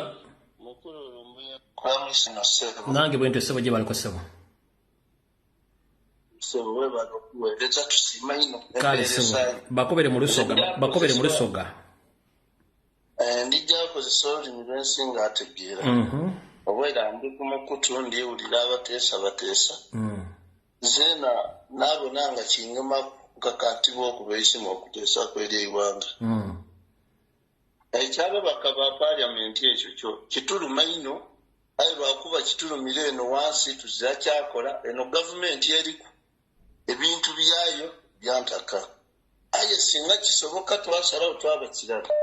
Baida nga we baidi oba baide newe so busoko oba baida mwabazinga oba mubaka waife wanupu oba wachaye nani nayo mwabasanya obusana kuba badira mugaso ensi byetago bingi economy yensi yabba ekisoka buli kimu kyagotana ensi erimu obunanfunsi nze ndina ndowooza nga nzigendowooza oyanyitamu ng'engeri Parliament yeweri mu vurugu ekyo kyona yakityamira yakiteekeza ati bwe tutambuza Parliament tusayininga esente diti twadikozesa gye tuba tukoze eki tusoboye kuba biliyoni zeedu dempulira olowooza dikola ki basayininga biliyoni zeedu bakozesa ku ntono beegabanya edibagiki ekituufu aye tulina ensonga eyindi muganda wange bwakyo olwaduuzi bino ebyamataka byakuseewo ife ebusoga waliwo abataka beeyo ku mwalo wa Nyango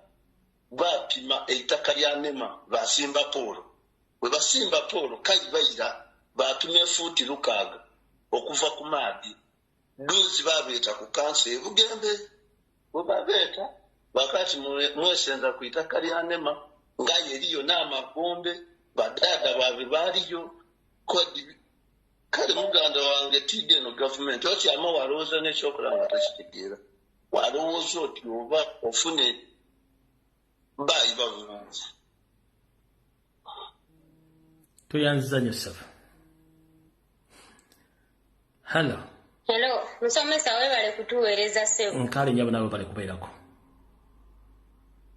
sebo kakati kyensookerako tica kyenyinza osooka okwogerako nti abo abasajja tebaagala kubabuulira amazima gabaluma Tichalumbuya amazima galuma abasajja abo naye ffe tujja kusigala nga tugabagamba omuntu lwaki ekintu bwe kiba kikuluma tokyusaamu kitegeeza nabo balaba nti kyebakola si kituufu oli bwavaayo n'amuyimiriramu n'ayogerako ayagala kulwana bulwanyi amazima gabaluma mpozi n'akalala ntumiddeko ku bakomuledi bannaffe Tichalumbuye beebale kulwana bannange kansembyeyo kano nyongera okujjukiza mayiga omwo mwamegererera mwe yeesirisiza omwo pulogulaamu yaabwe yonna tugimanyi ey'okwagala okuddamu okufulumya Ssaabasajja Kabaka naye ekyo twongera okubajjukiza nti tukyababanja Ssaabasajja Kabaka ate tebageza ne balowooza ku ky'okuddamu omufulumya Mayiga olaba akanula amaaso bw'atyo ne mukazi we Nnaabagereka Tica nga Kabaka baamuzza mwali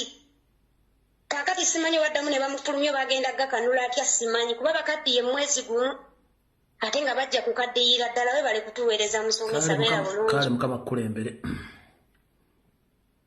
Hello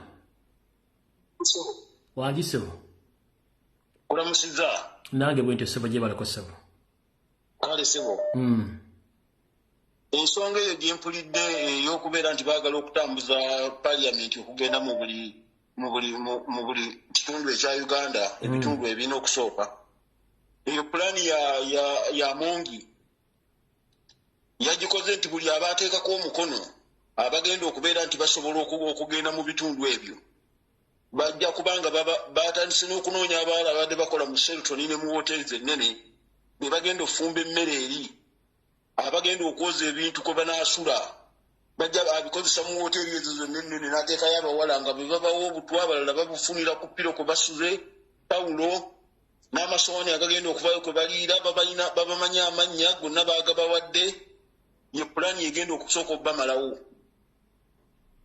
pulaani esooka enkulu kuba aliwo omuwala omu abadde akola mu Sheraton omwe yambuulidde nti bagenda batwala kukola ngulukulu kulabirira baki kulabirira ba MP abagenda okubeera we banaasula wonna nga bakikola mu ngeri yonna n'eminyolo kwe bagenda okuyingirira omuzigo bagumuwa ne bamala okulaba ng'ayingidde ne bagusiikako obutwa n'ayingira tawulo ne munda mwasuze ne mupiro ne mukine n'essuuka ze bamuleetera okumwalira bagamba tetawona ne bwaleba emmere tagiridde tawona ye pulaani empya gye bagenda okukola kati okumalawo abo bonna abasaako emikono mu kumugyamu obwesigwe bye byange sijja kwogera bingi ebirala mujja bifuna bulungi mu bitegeeri tweyanziza nnyo ssebo kale ssebo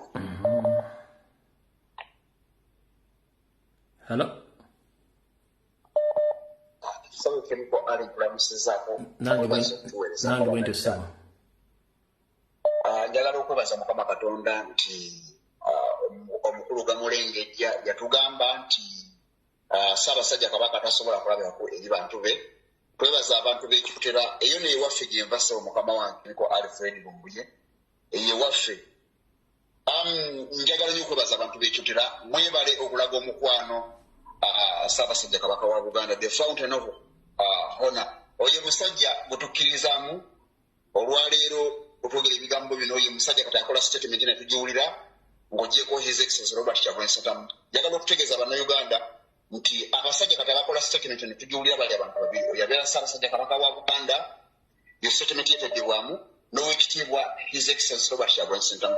For the public, njagala okubagamba nti bw'owulira ntaddeko Oweekitiibwa, njagala okugamba nti njagala okutegeeza nti n'obwona akola otya tujja kumwagala mpaka kuwulira. Kakati message yange ntono nnyo. Twabagamba His Excellency Robert Kyagulanyi Ssentamu yabaga olunaku lwasembyeyo okubeera ku TV y'Amayiga ne Museveni. Yabagamba nti bwe muba mulowooza nti bino ebintu bikwata ku Bobi Wine yekka mujja kiwule. Nze Mukulu Lumbuye namwe bannayuganda abali ku platform eno gaggadde. It is my humble prayer Museveni akole kyonna kyakola okumalamu ffe bannayuganda obusiru, kubanga wano we tuli mu Africa tusobola kusanga ensi erimu abantu basiru naffe bannayuganda. Therefore tewali kintu kigenda kukyuka wano mu ggwanga Uganda nga gwe munnayuganda bakulekera okuyita mu lunaku.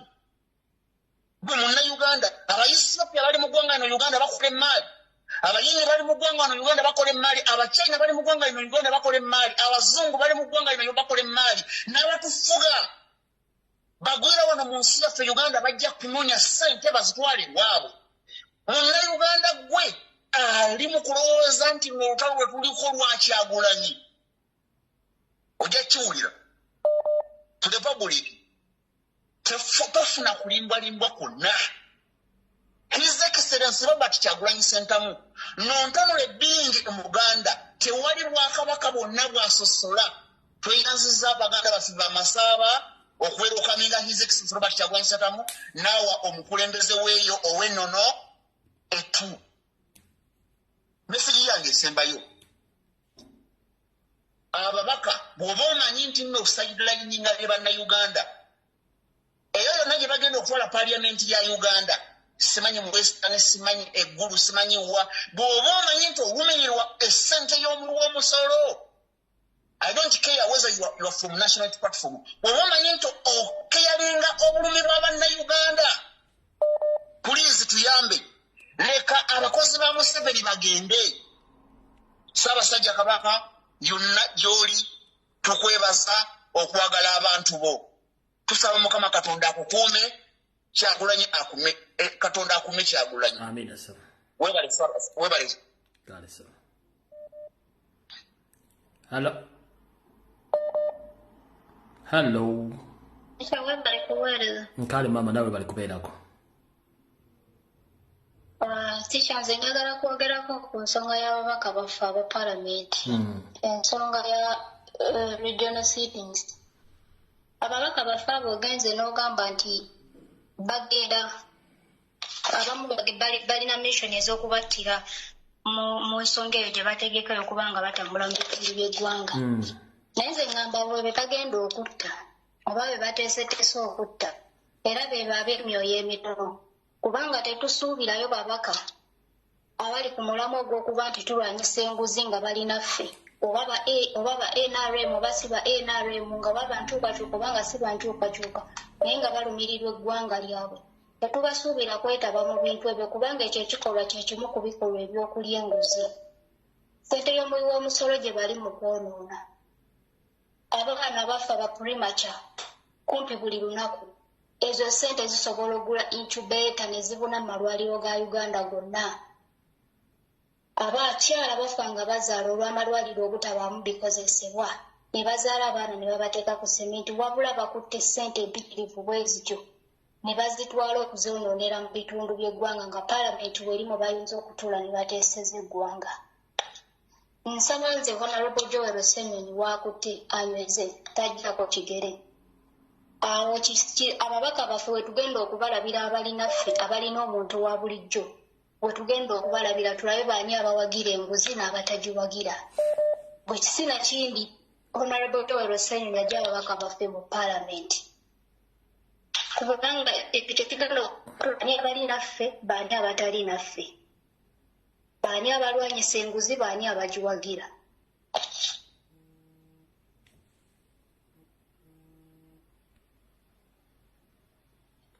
Hello.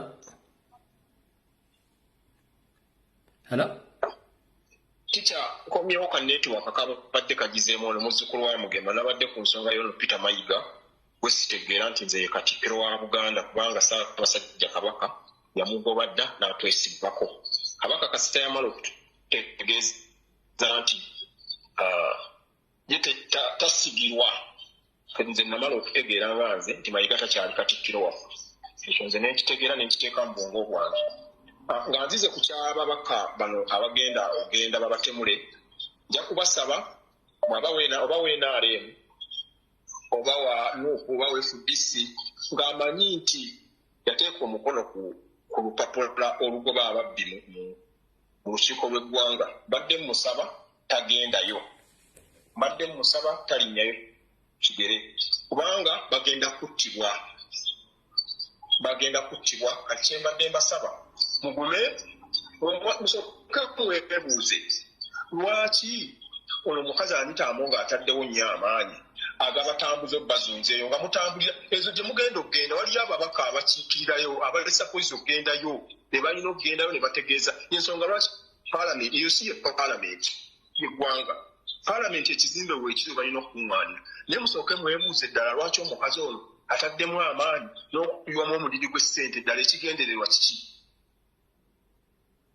basooke bateeka ekyo mu bwongo bwabwe bajja kuzuuka tebajja kulinnyayo kigere naye tubasaba tebageza ne balinnyayo kubanga tukyabeetaaga bannayuganda naye bwe banaalaba omusimbi kubanga ezo essente ezitokomoka ze bagenda okuwa zamuyiwa musolo nabo basooke bakitunulamu balabire naye tetumaze okubategeezaako obukodyo bwa Anitaamongo n'ekibiinyi yaki tebabategekera kubanga tebyamu obwesige mu paalamenti ekyo kyembadde njagala basooke bategeere kale tweyanzanya ssebo bino ffe tubeera no netuwala ne tubabuulira oluusi batuyita abasiru batuyita abalamu naye nga tuba tubabuulira ekituufu akati kino kijja kuba kiri gye bali tebajja kugamba kati lwaki tebavaayo ne batuvuma tetubayamba lwandibadde tusirika ne tugamba ebintu bino tetujja kubyogera balumirirwe bannansi nga naffe bwe tubalumirirwa kubanga ffe tetwagala abaffe nga tulaba ekyo tetujja kukikkiriza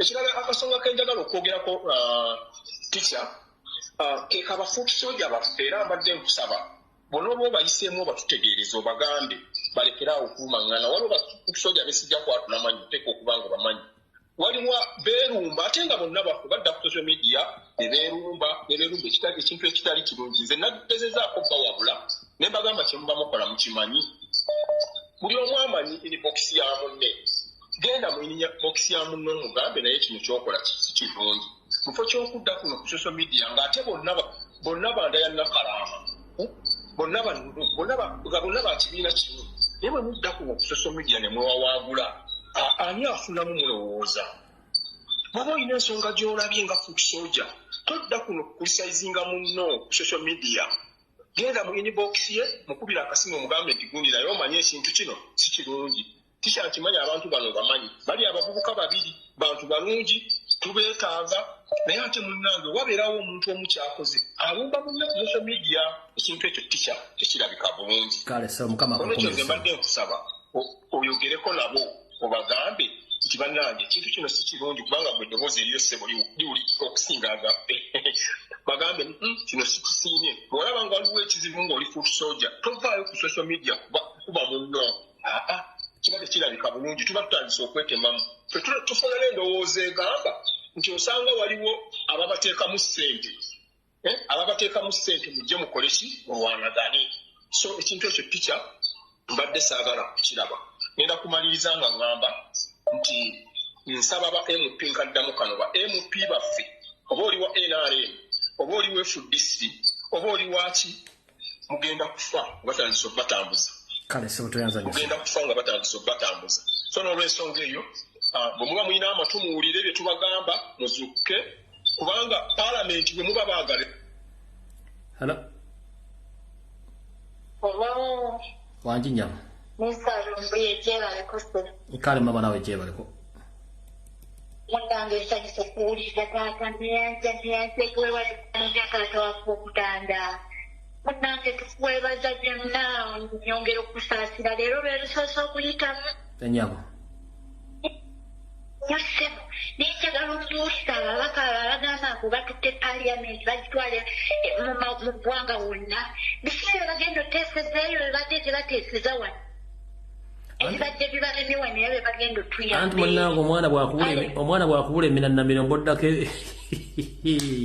nedda taata wange njagala okugamba nibyo ebyaka 5 ennyabo naye simbonaboda gyatumunyemunye n'omusajja museve kyagala museveni tebolaba bayekera bakisena bitukisanga ku bulamu batuli bato naye ekiromesoni kasantansi okuyitamu jajjakuwa kale maama naye netulina kale mukama nkume webale kuweereza tukabawo obulamu obulungi Halo wangi nyabo oli nyabo gwaliko yogera agende mu maaso tikyankulamusizza webale kuweereza kale nyabo nawe bakubeerako abo bagamba nti batwale ababaka engulu nze mbadde ndowooza buli omu akimanyi n'embaata ya neti ekimanyi nti abantu b'engulu bali bubi nnyo tebalina masomero ezo ssente bazitwale ssente nnyingi nnyo baziyambemu abaana bakole amasomero balekerawo okutuula mu miti bwentyo bwe mbadde nteesa mpozi embaata ya neti epangisaawa embaata ya neti anti abantu abatalowooza era epangisa mu paalamenti kale mwenna bamme ba paalamenti mutegedde bulungi nnyo mwebereremu tetwagala tusiriwaza sente z'omuwomusolo muziveeko mukama akonkumira ennyabo kale sefu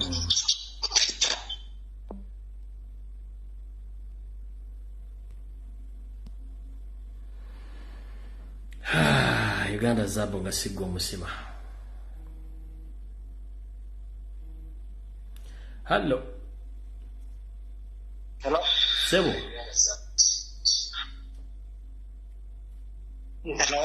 sebo gwaliko genda mu maaso mukadde wange nsobose okuwulisa sebo nange bwente sebo ono Kasimu Mulumba nsinzidde Cape Town wane South Africa sebo tosobola kwewuliriza ate ngeno bweweraba jjako ekimu sebo kale mukadde wange nteredde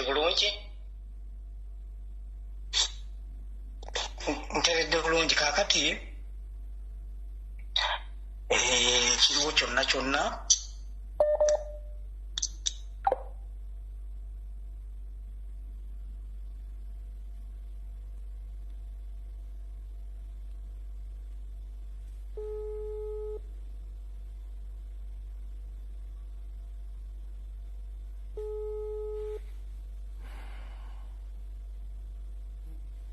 Hello. Gyebaleko nnyabo. Hello, teacher. Genda mu maaso ensi okuwulira nnyabo. Yesebo teacher, njagala kubawa security alert eno ngifunye oluvannyuma lwa muwala wange okugobebwa ku mulimo gwe ogubadde nga agumazeeko emyaka 25 mu hoteri zenene mu Kampala. Kyakusalibwa nnyo. Abadde nga ne banne baabalonzeemuuko ne babeera nga baweereddwa task ey'okuba nti babawaddiise okugenda mu ntuula za palamenti zonna ze baategese nga bwe baalambisa ebifo. Naye tasiki ki gye baabawadde ate na nsonga ki eyamuleetedde akabasa. Muwala wange ono abadde amanyi nti ndi muntu omu mu b'enkyukakyuka. Tasiki baabawadde nti balina okuba nti ba alternatinga. Bwe bagenda bweba nga katuwa ekyokulabirako nti bweba basoose okugenda nga bwe bagambye mu Northern, bweba nga bakutadde ku room number 315 olina okumulabirira olunaku olumu. Kati ate n'oba ng'olina okuba nga okyusa. Kati nga mu tasiki eyo baabawadde obutwa bwa pawuda nti balina okubuteeka mu kiroozi. Nange muwulirize kino, nze kino kyembagamba kikyawandiba nga oyinza okumanya oyinza obutamanya si nsonga, naye muwala wange omulimu guwedde maana yana emye. Atibagambire munyankore bagambire mu lunyankore bitegeere bamukutte batya bamaze ne babagamba nti bagenda kutambula wiiki ejja. Kati bwe bamaze nti ne babajjako amasimu gaabwe gonna nti waza abantu abava mu ICT oba bino ebitongole ebikulira ebyempulizigana nti ne babajjako amasimu ananowingiro babakutte anaweya ate nga yakamala okunsindikira odiyo nti bamuyise mu karuumu ne bamugamba ono gw'obadde osindikira odiyo ali luddawa omumanyiiko kyenkaniddewa nsonga ki nti bw'oddamu ansa ezikweyimirira osigaza omulimu. Bannayuganda mulabe we tuli nga babagambye nti balina okuteeka pawuda buliga nze yangambye nti yabadde amanyi nti ye chloroform, naye nti bwe batuuse oluvannyuma nga bamaze okumutta n'agenda bamuwadde n'omusaala gwe gw'emyezi 6 obutaddamu okuba nti balina okuba nti buli mukiise yatadde omukono ku kiwandiiko kya Honorable Ssekikubo. Bananya muwulirize kino, buli mukiise yatadde omukono ku kiwandiiko kya Ssekikubo. Suwa nuupu suwa NRM suwa ki nti gwe balina okuba nga bakola balina kodi gye babadde babawadde nti bwe bakugamba nti ogenda kulabirira guest ali mu luruumu lwe balina okuba nga bamuweereddeko ne kodi bweba esoma nti katugambe PF omanya nti oyo omuntu yatadde omukono gwe ku kiwandiiko. Kati awo Abannayuganda mulina okwebeereramu either mugende mumanyi nti ono bamugobye naye nga bw'omanyi gavumenti eno esobola okukyusa akakodyo nga bamanyi nti ono muwala wange yabadde amaze okumpa odiyo. Kati maama njagala onziriza emesegi mu Lunyankole ofundikire tuve wano. Kale Abanyankole, Abanyabuzaale, Abanyamukago mwena, Abanyankole abantu abakwikiriza mu mpindahinduka y'ihanga egini n'okulabula okunaafuna wa muhara wange waffe ng'omulimo gw'amaziro gw'emyaka 25 omu hoteri za Uganda empango bamubinga mu baruku mubanza baruku mu buvunaana abwaki yansindikira odiyo eno yabanenga yaliyo nangambira anti bampindu akabanza yansindikira odiyo yangira ngo bamuhiro bamuronzire kuza kureberera ba member of parliament abokuza kwamba tamburu mbichweka byenjawulo kiyarugawe izobe eri yansindikira odiyo afungira tunomanya anti ekizubu kiza bariyo batuhereza taske yimpa kubasa amagara ganje nkinenki odiyo agisindika arufungira ngo babahereza chloroform umbaza ko mbagiteka mu kiro cases omushago eyaba member of parliament bona batire omukono gwabo akyandiko kya honorable Ssekikubo tubaragira ngu oba wa DP oba wa MP wa DP oba wa CP oba wa twara tugende ngu bo babahereza code buri omwe ayine code ibamuhereza yeye ngu ayina okumakinga sure ngu yaza room katugira ngu baza nkoko kuzafutandikira omumambuka ejo niyo ye final briefing buri omwe babamuhira kantu nawe yakakwata ngu yanamanya ngu nkarufomu kiyaheza ngu babagira ngu so numuza kuba numukore ekintu kimwe ngu karufomu ejo mugiteeke omushago imwe abanyankore nimukyenge mushago niki ekyokumanyisa weniho yayekyenje yagira twonasa abantu ebintu byona byagorerwa eziba kuza kuraramu amashuka n'ebigera byona byagorerwa iwabo mu roundry so ngu bagira ngu bakuhindura ino okukora izobera rumwe omurumwe egyo orukuforowinga kodi yawe ibakuhereza zo mu rumwe ndizo nuko bakuza kwetorora batyo omu myanya yona ehandikirwe aparamenti okwekuza kutambura nkonka babagira ngu mark this ngu babakomekereza babagira ngu muteeke mu bantu bonka kodi yawe twakusindikira egyo kodi omanye ng'omuntu ogwo akateeka omukono akyandiko kyoha kya honorable Ssekikubo so abanyankore ababebida amagezi bakazankaye omunyankore wena wana omanya ngu okateeka omukono akyo akyandiko kya Ssekikubo bantu mwe banyanyazi baswento baswenkuru mutakazo mu bintu ebyo obusitwa babahereza abaana ahabw'ensonga ogu babakwatana weya ngu hiiza abashiiza bana ngu babeyanzura mbarugumu ICT oba ITC nyone kujya nakankana tinchi byise ICT numuza kubinyamba ko IT department, that is information technology department of the parliament. Wewe wareba yani mbichenga ngo babiha kwa masumu gabo baba kwata anawila angwaburiza bwo kubabire nasango na mu audio zizabe nampereza oba byone yagire kiyamanye cyanshuka cyuka murundo gwo bamukwata da weya yayeza kujinsindikira bajimwihaho bamugira ngo bamubuze buzo ushato kusigaza mu bamugira ngo kusevinga umurimo gwawe no kutereza anse zishikire ogo wasindikira audio no mumanya obumanyire kumara bwireki obwino ko kakwatiki ekindi kya kabiri n'ensonga kye yane kugambise twaba briefing ensonga ya kashatu bwakiwa yatora ebitwatugambire niyo omukyaro ndekyo gamba kyamubura itiyabasa kumperezayo konka ningira ntibaza kurondereza hindu kutaha omwana bamusasire myezi ye mukaga miliyoni munini twaba 50 yabena afuna buri mwezi bajimuhereza myezi mukaga bamuhereza nebabaye yandisimiso numuranga ekicyashika ha family yanje ayina magezi yacenga ayina matu yakura abo munyankoro takayetantara abo kwati yakigaba n'abanyankore yangira ati abatiro mukono gwa signature ya wano bango gitira cyandiko cya Ssekikubo you are in for it.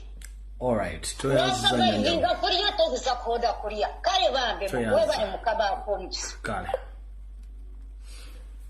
All right, information mujiwulidde n'abatafuddeeyo kiri gy'oli kuba twagala kukendeza ne ku basiru manya abasiru bangi nnyo ate abasiru bakula bazaala bazzukuza ate bakaddiwa information ebanga etuuse bunogitolanga kyakuzanyisa we shall meet in another life tetulina buzibu gwaffe gwakubalabisa nogwakubawa information waliwo n'ekirala buli muzadde ena ng'oli mu Uganda ng'omunaddala mu bitundu bya Masaka Kyotera Lakaayi okuddeeyo ntegezeddwako information yeno eri somehow funny naye it's true. Waliwo hoteli y'Abanyarwanda eri Busega gye bayita Best Hotel. Activities ezibeera waawo muzimanyi bulungi ne kati n'ebitundu bya Masaka, Lyantonde, Lakaayi, Sembabule wa yonna bangambye bayiwa kye bayita Omunyarwanda ng'alina mission ey'okugawa obutwa mu mabaala ago. Mission etambula etya? Erya biti fane ndekanji bagambe nze obwe gwakubabuusa. Mulimu abaana abawala ebijujjulu Abanyarwanda nga bamanyimu ebigambo bitono nnyo by'Oluganda n'Oluzungu olusiiwuufu olutono nnyo, babeera mu mabaala ago nga tageti yaabwe yakufuna baana balenzi. Abaana abalenzi bano ng'omulimu gwabwe gwakubawa butwa obalwaza kansa ku mabeere. Ntegeezeddwako nti mu bbaala ezo abaana bano bangu bakukwanibwa mu kifo ky'okkuwa ekiwojjolo mu bbaala omwo asobola okukuweramu ebbeere n'oliyonka, naye olumala okuyonka ebbeere ebiddako gwo binyumiza bajjajja baakusooka ekaganga. Yes, ojja jjuwulira ng'erya biti fane naye nga that's true. Njagadde nje bayisizeewo wano kano mu kasaleko.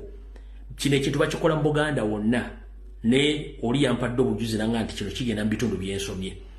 Abaana abawala bayiwa abaana Abanyarwanda nga bangu nnyo baakufuna oba okukwereetera ky'oyagala akikuweera mu budde, naye mu bbaala nga mukyali onywa omwenge okola ki? Bino mwenyiga squeeze biki wadde mbere okujjiramu ebbeere n'alikuwa n'oliyonka, naye ng'ekiri ku bbeere okwo bw'omala oddiyonka olina okukwata essimu okubira ku bajjajja bakusooka ettande wa Walumbe onyumyeko nabo mu myezi wa myaka mitono ojja kuba ogenze. So nakyo ekyo bakiŋŋambye ekibagambe mukitegere bulungi nnyo. Mwe baagala okuyonka amabeere n'abaagala ebyewerere mujja bifuna ne mujja bikwatisako emikono 25. Esigadde eddakiika 3 sijja kusobola zikozesa. Ndowooza message badde esigaddeyo njagibwa wa ku Sunday ku program Embulimbulange Mmengo kubanga enkya olunaku lwa 6 ya tujja kusekana ku Sunday. Nenga buli omu gy'oli buli omu weebereremu mwogere ensonga zino. Omuntu yenda kujja ku social media platform n'omusangako nga talina nsonga ya simba gyakuwa nga yankyukakyuka oba takuwa solution, wabula akudaivatinga. Talina solution, akugamba nti wakyukakyuka. Talina solution, kyokka information gy'omwogera agikubamu ebituli nga yeeyita wankyukakyuka bwe si bankyukakyuka. Waliwo system empya yajja ku social media nga bagikozesa ate beeyita bankyukakyuka okumalamu bannaffe amaanyi naddala bakola omulimu gw'okwogera nga baga nti bakola propaganda oba blackmail, naye nga yazze okwogera talina kyasobola kukuwa wadde kyali ayogeddeko nti enkoko egenda kubiika oba ewakoze ki enkoko egenda kukola ki. Bali awo bannya ku social media naye nga beeyita benkyukakyuka. So mukitegeere bulungi nnyo nti abantu abo gye bali era ku ground ekigenda okutwala abantu kingi nnyo. Mission y'abana abasajja bagiyita ethnic cleansing, eri scientific ate eri seducive. Enzita eya ethnic cleansing weeri egenda mu maaso mu Buganda nenge seducive. Nga kigambo seducive nti esikiriza omuntu okugwa mu katega akamangu. Kale njagala bagamba bakyali bange mwenna ffenna tetujja tutuuka mu Uganda mpya eri abatajja tutuuka olw'okuba nti amagezi balina matono, eri abatajja tutuuka nga balaba nti okunywa omwenge n'okujja ebyojjolo kimusingira ate Museveni yettageti gy'asinga okwagala. So njagadde obbagamba mubeere n'enkizo mu kutegeera n'okwekengera nga akaana k'omusutani bwe kava mu ggi oba mu kisusunku ko kabeera n'obusago kalumirawo. Nammwe abaana abawala kye kimu mwegendereze nyavuuka baaka bano bangi nnyo nga bayitamu okwana abaana abo bajja ku layini babakyuse. So njagadde obbaga ekigambo ekyo kulwa Katonda n'ensi yange. Vidiyo ewere tusekane ku Sunday saa 2. Mweraba mubale kubeerako.